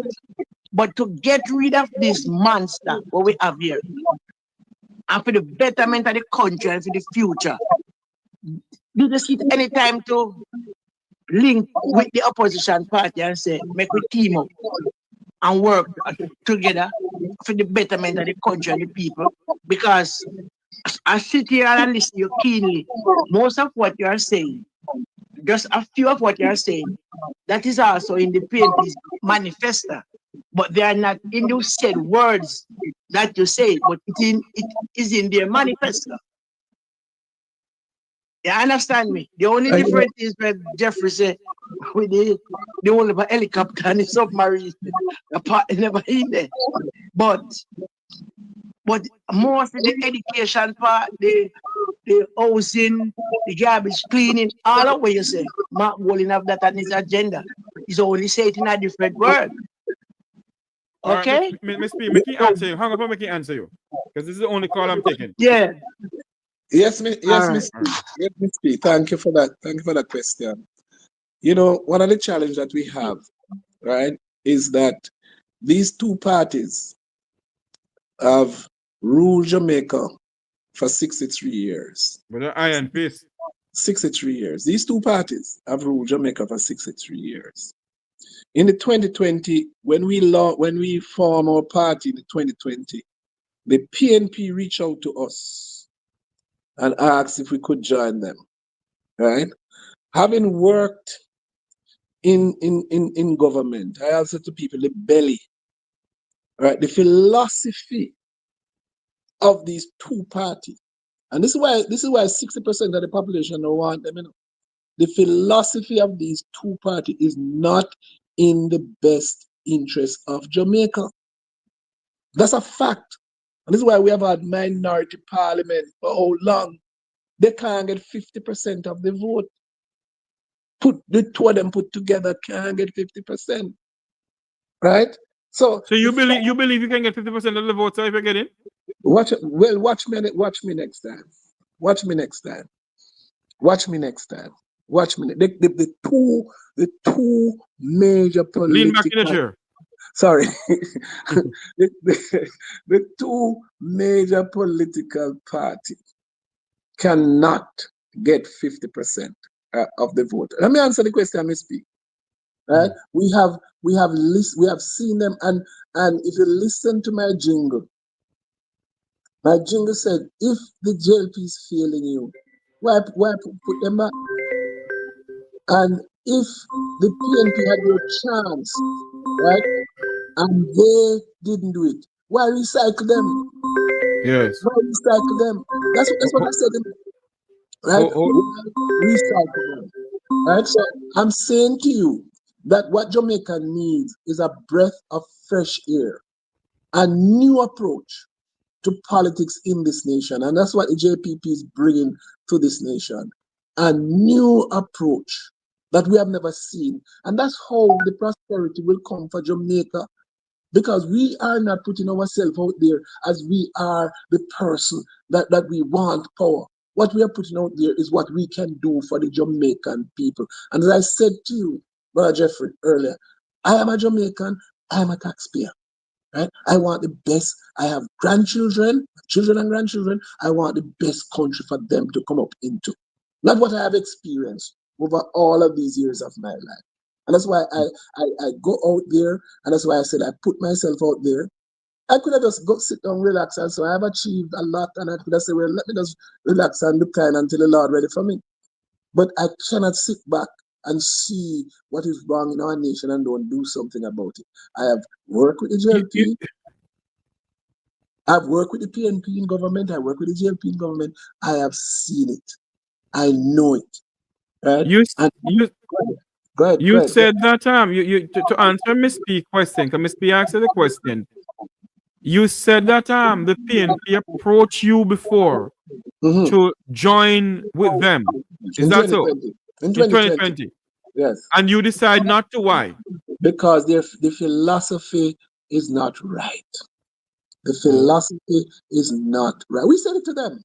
We say your philosophy is not right. The UIC came to us with the same thing, and we said your philosophy is not right. Right? What is it that we are bringing to the nation? They're not, So what? they're not. Okay, Hmm? if their philosophy is not right, why did you join with the Reverend Al Miller party then? He invited us. He invited us. And the initial understanding, I was not at the initial meeting. I was not. I had to be with a young lady who was absent from school for 1 year. She left her home and saying she's going to school, and she was absent from school for 1 year. I think that was critical, and I went and I got her into another school. I had to spend my time dealing with that. And there's a lot of things that I do. So I was not the first meeting. But my understanding initially, right, because in our plan, there is going to be a body, right, that will now guide us in the nation and make sure it's almost like an audit of us to make sure that we're doing the thing that we say we're doing and doing the right thing. And that was my understanding of what the Jamaican JFM, Jamaica First Movement was. That was my understanding at first, right? And we have that in our plans to do that, right? But what we found subsequently in the discussion with them, because it was easy for us to do that, because that's what we believe in, and so on and so forth. And here's a body, a Christian body, that we can actually relate to, and they'll be doing what we believe is important in governance in this nation. Unfortunately, when the discussion begin to unfold, what I got from what was presented, right, was that this body, JFM, will form the government for 5 years, right? And then after the 5 years of national unity, and let's be fair to the founder and his team, where the best mind, whether you're PNP, JLP, JPP, UIC, or from the private sector, or no I never dare move. right. You understand that those are the persons now that will come into government and run the nation for 5 years. After 5 years, then the foundation would have been set, and then we go back to politicking, where each party try to do the election. My problem with that? My problem with that? Oops. Oh boy. We're speaking to Pastor Robert Rainford, the General Secretary of the Jamaica Progressive Party, who has a $2 trillion US agenda for Jamaica. He's speaking to us about the plans they have for the great island of Jamaica, the land of wood and water. Let me make something clear on the platform here. For those who are putting up in the chat room who is criminal for who is a criminal, I have no proof of that. I have no proof of that. We must be careful when we talk about people. Because when we talk about things about me. So we have to be careful when we talk about people. I have no proof that the gentleman is a criminal. Pastor Rainford, we have lost the communication with Pastor Rainford. I think he had a call that came in and hit him out. But we're speaking to Pastor Robert Rainford. He is a pastor in the United Church of Jamaica and the Cayman Islands. That's a Presbyterian church. He is also a former permanent secretary of both the Jamaica Labour Party and the People's National Party. He has sit down with the PNP before, and they wanted him to join their party. But obviously, he said that he is not they don't like the philosophy of the People's National Party, or the philosophy of the Jamaica Labour Party, or the philosophy of the UIC, or the philosophy of the NDM. I wanted they would like the philosophy of Aratigan and Tavares party. Maybe we should join up. Well, if you're listening to me, maybe we should organize a political party, man. Anyway, I don't know if we're going to get back Pastor Rainford. I think we have lost all communication with him. If not, we bring him back on. He is the General Secretary of the Jamaica Progressive Party, who has a $2 trillion agenda for Jamaica. The plan to buy 10 attack helicopters for Jamaica. 25 fighter jets and 2 submarines. They plan to put up a defense system in Vernon Field and one in St. Elizabeth to protect Jamaica from external forces. I didn't know that Jamaica is at war. And also, they have plans to build houses across the length and breadth of Jamaica. They plan to pay off Jamaica's national debt in 90 days. The plan, he's saying that any public official that they investigated should be held with the full force of the law. Let's see if that's going to happen. Well, ladies and gentlemen, people, it's nice being on the program here. Oh, here he is. He's back on. Let's see what's going on. Sorry about that. Yeah, Jeffrey, I Yes, fell what off. happened to you? The laborers kick you out. No. No. Sorry They're about that. using figure. They're Eh? using the Israeli spyware down there, you know, so man, they kick you out from them, you know. No. Sorry about that. I'm really sorry. We're gonna wrap up now, though, Pastor Rainford. So give me 2 minutes and wrap up. All right. Okay. No, I was just saying that you asked me about JFM, Jamaica First Movement. And I was saying that the challenge I had with it is that the movement would not have gone to the electorate and seek political office. They were trying to use the JPP as a vehicle. And I felt that that would not suffice for me.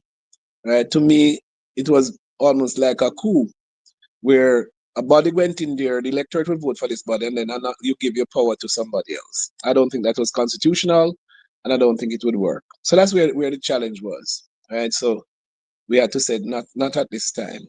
Not at this time. But the idea of having a body that will be almost supervising your activity, I don't think it's such a bad idea after all. So basically that that idea is something that we have in our manifesto, and that's how we'd want to operate as government. Let me ask you this question before you go, though. So, for instance, saying that the next election is due in 2029, is that so? 2030. 2030, yes. Yeah. And you all gain momentum in Jamaica. And the PNP call you again and say, listen to me. For us to stamp out what is going on in this country, a new vision with a Mark Golding, would you ever join forces with them? Would you consider joining forces with them? It all depends on what they bring to the table, because every one of the two parties have baggage. Both political parties have baggage. So it all depends on what is it that they bring to the table.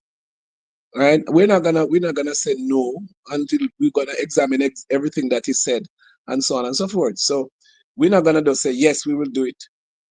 Tell me what you bring into the table. Both political parties have baggage. There's no question about it.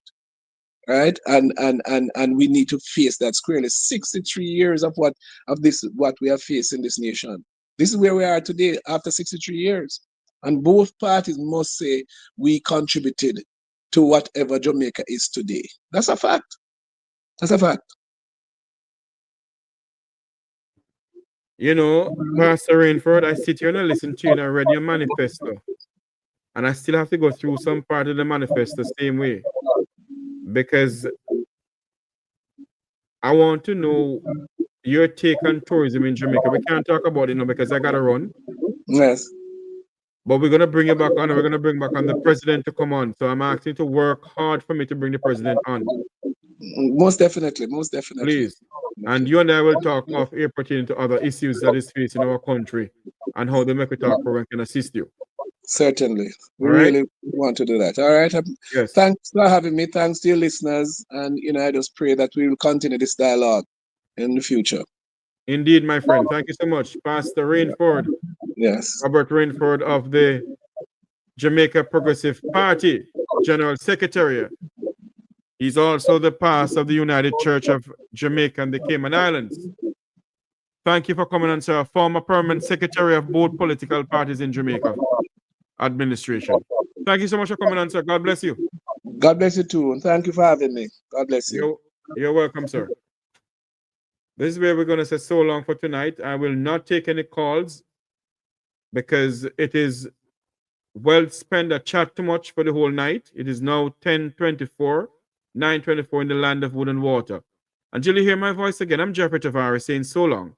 May God bless you. May God bless our island home, Jamaica land we love. Good night, students.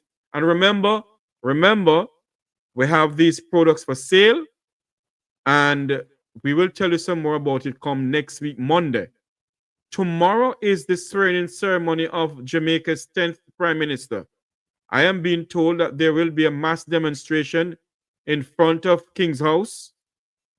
I'm not aware of that, but what I'm being told. And we don't know if that's going to happen, but if that is so, the Jamaican people have a right to go out there and protest peacefully. It is your fundamental right to go out there and protest. God bless you. Remember to like, share, and subscribe. Until you hear my voice again, have a great night, everybody. If we see corruption in any shape or form, we're going to highlight it. Mek Wi Talk. Jeffrey Tavares represents yard and broad and the entire diaspora. As long as it affects the life of our nation, uncover the truth, make we reason, Mek Wi Talk. And we don't care about no vumva viva va, no upper echelon, nobody is not above the law. As long as it not help Jamaica, Mek Wi Talk. Mek Wi Talk. Unity is strength. Make we reason. Mek Wi Talk. If we see corruption in any shape or form, we're going to highlight it. Mek Wi Talk. Jeffrey Tavares represents yard and broad and the entire diaspora. As long as it affects the life of our nation, uncover the truth, make we reason, Mek Wi Talk. And we don't care about no vumva viva va, no upper echelon, nobody is not above the law. As long as it not help Jamaica, Mek Wi Talk. Mek Wi Talk. Unity is strength. Make we reason. Mek Wi Talk. If we see corruption in any shape or form, we're going to highlight it. Mek Wi Talk. Jeffrey Tavares represents yard and broad and the entire diaspora. As long as it affects the life of our nation, uncover the truth.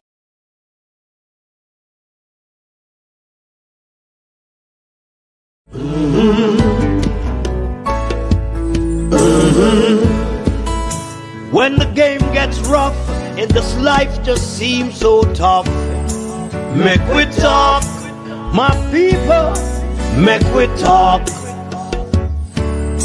When this town becomes an ugly place, don't let it erase the smile from your face. Mek Wi Talk, people, Mek Wi Talk. Conversation is the key, a guiding light for you and me. Spark a talk and you will see. Conflict solver A to Z. World leaders master the art of self-defense just by talk. So people, Mek Wi Talk. Hey, we're living in a world that on ourselves we must depend. Mek Wi Talk, people.